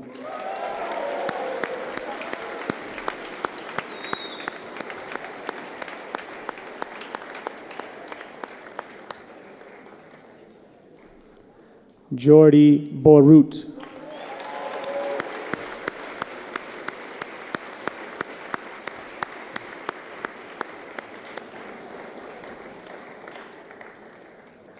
Lorenzo Carlini.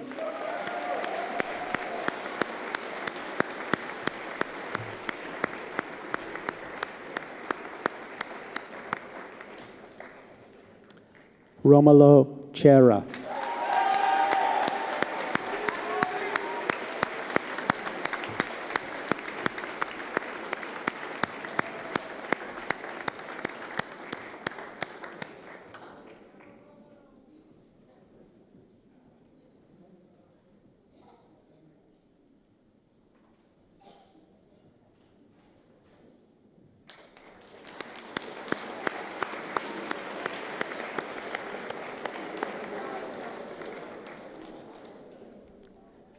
Connor Robert Crane.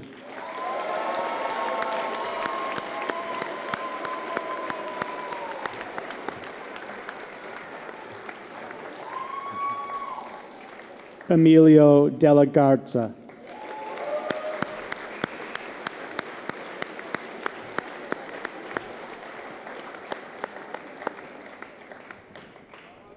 Matteo Di Biscelghi.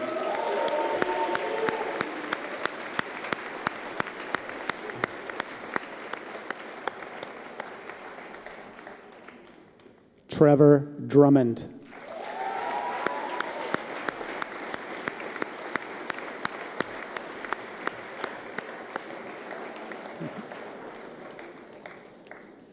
Timothy Elster.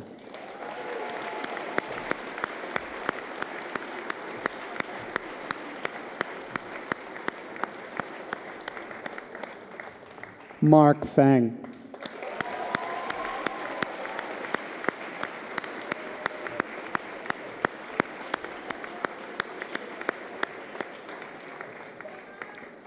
Alex Fraschina.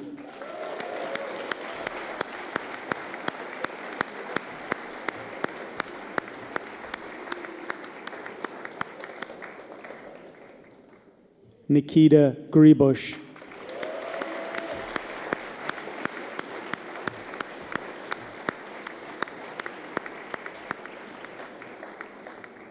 Leonid Gurevich.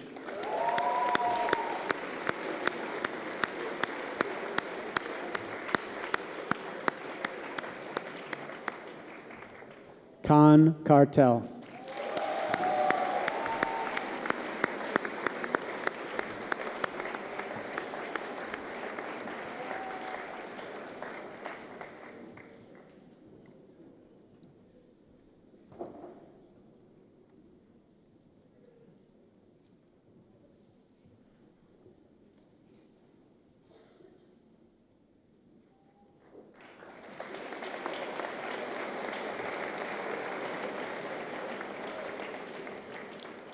Georgi Kastajev.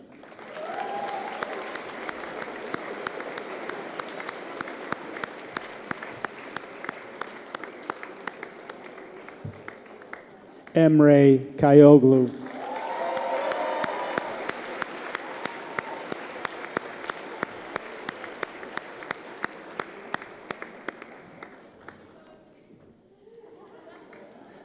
Marat Kermenayev.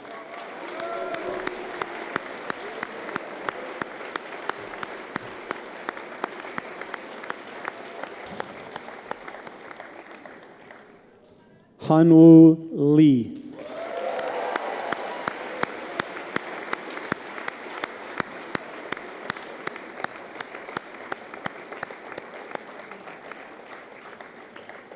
Spencer LaGraley.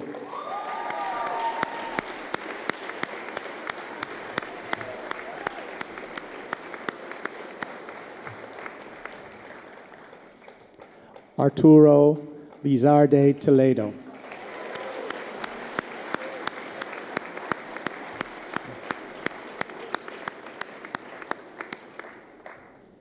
Idris Oswald Luecki.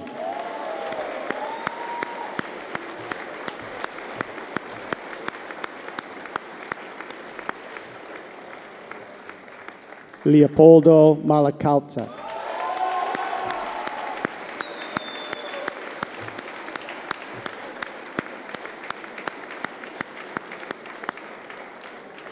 Roberto Manteca.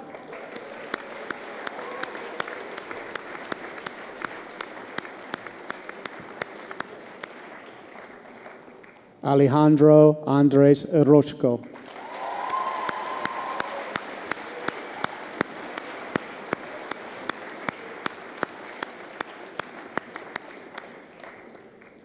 Flynn Davis Orr.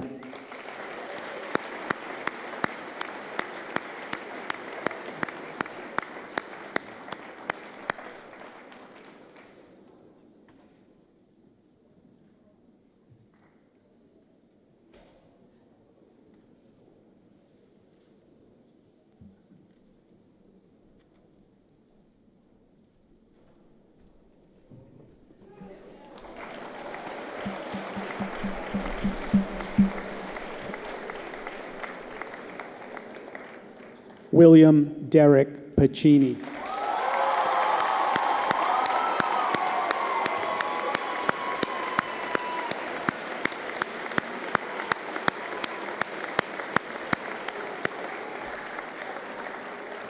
Gabriel Maria Palaro.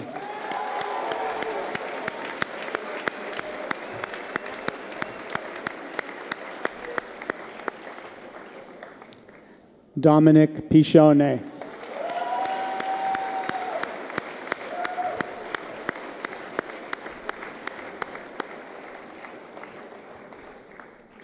Nikita Popov.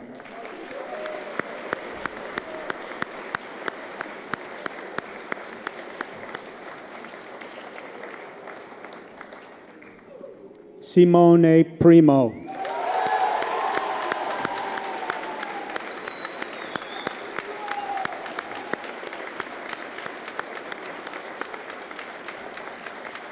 Luigi Rebufo.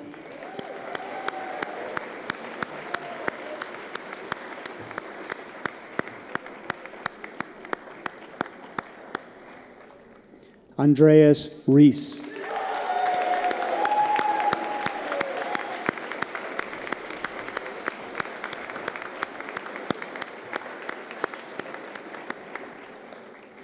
Xavier Rose.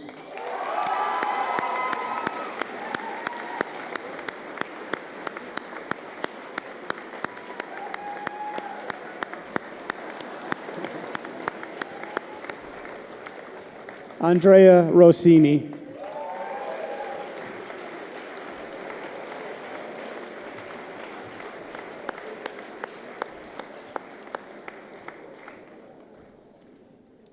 Roy Saito.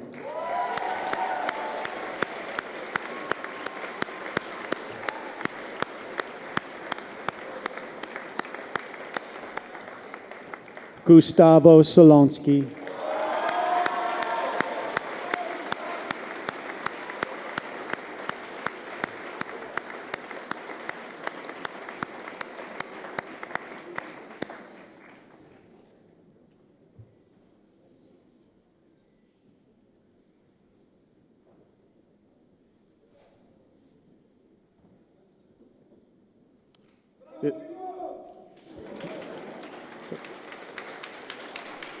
This will be the final transition of the ceremony.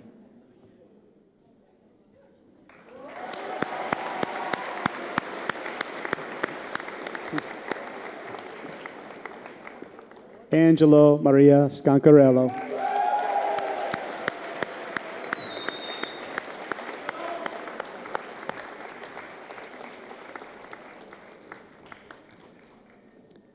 Sviatoslav Sidorov.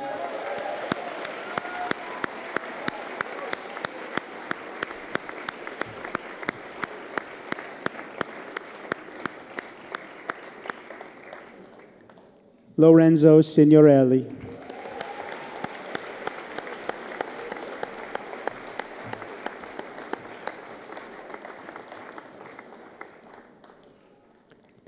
Konstantin Sokolov.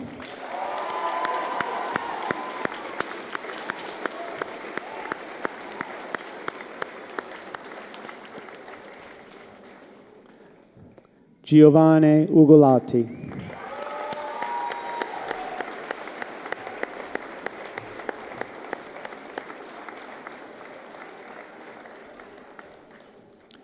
Misha Vasiliev.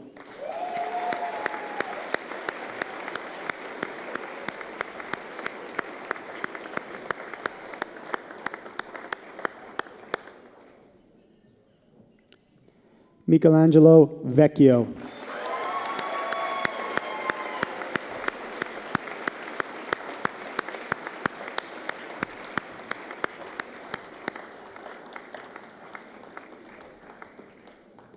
Brian Veldman.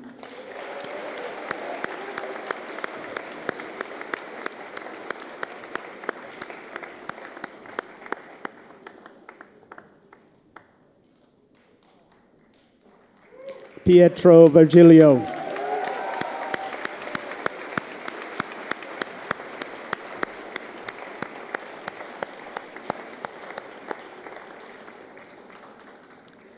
Frederick Jacques Ward.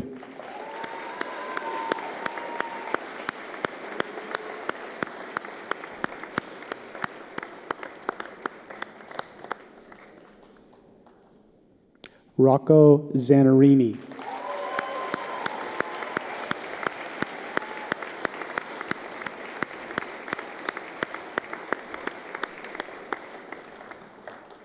Bill Jong.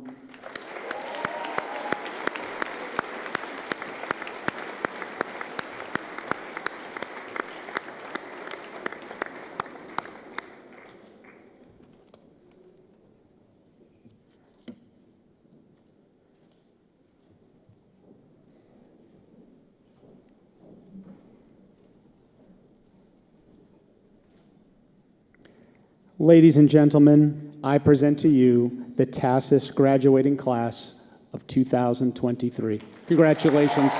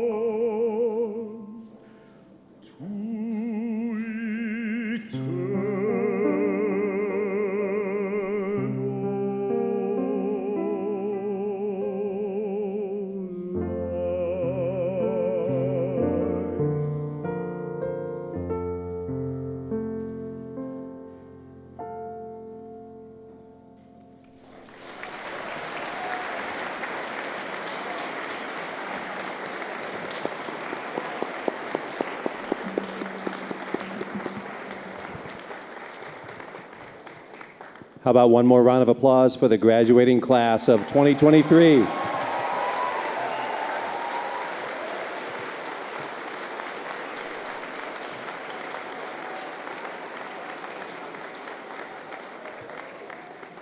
This concludes our 2023 commencement exercises. We thank you for coming, and we ask that you remain seated while the graduates and the faculty recess. Thank you so much.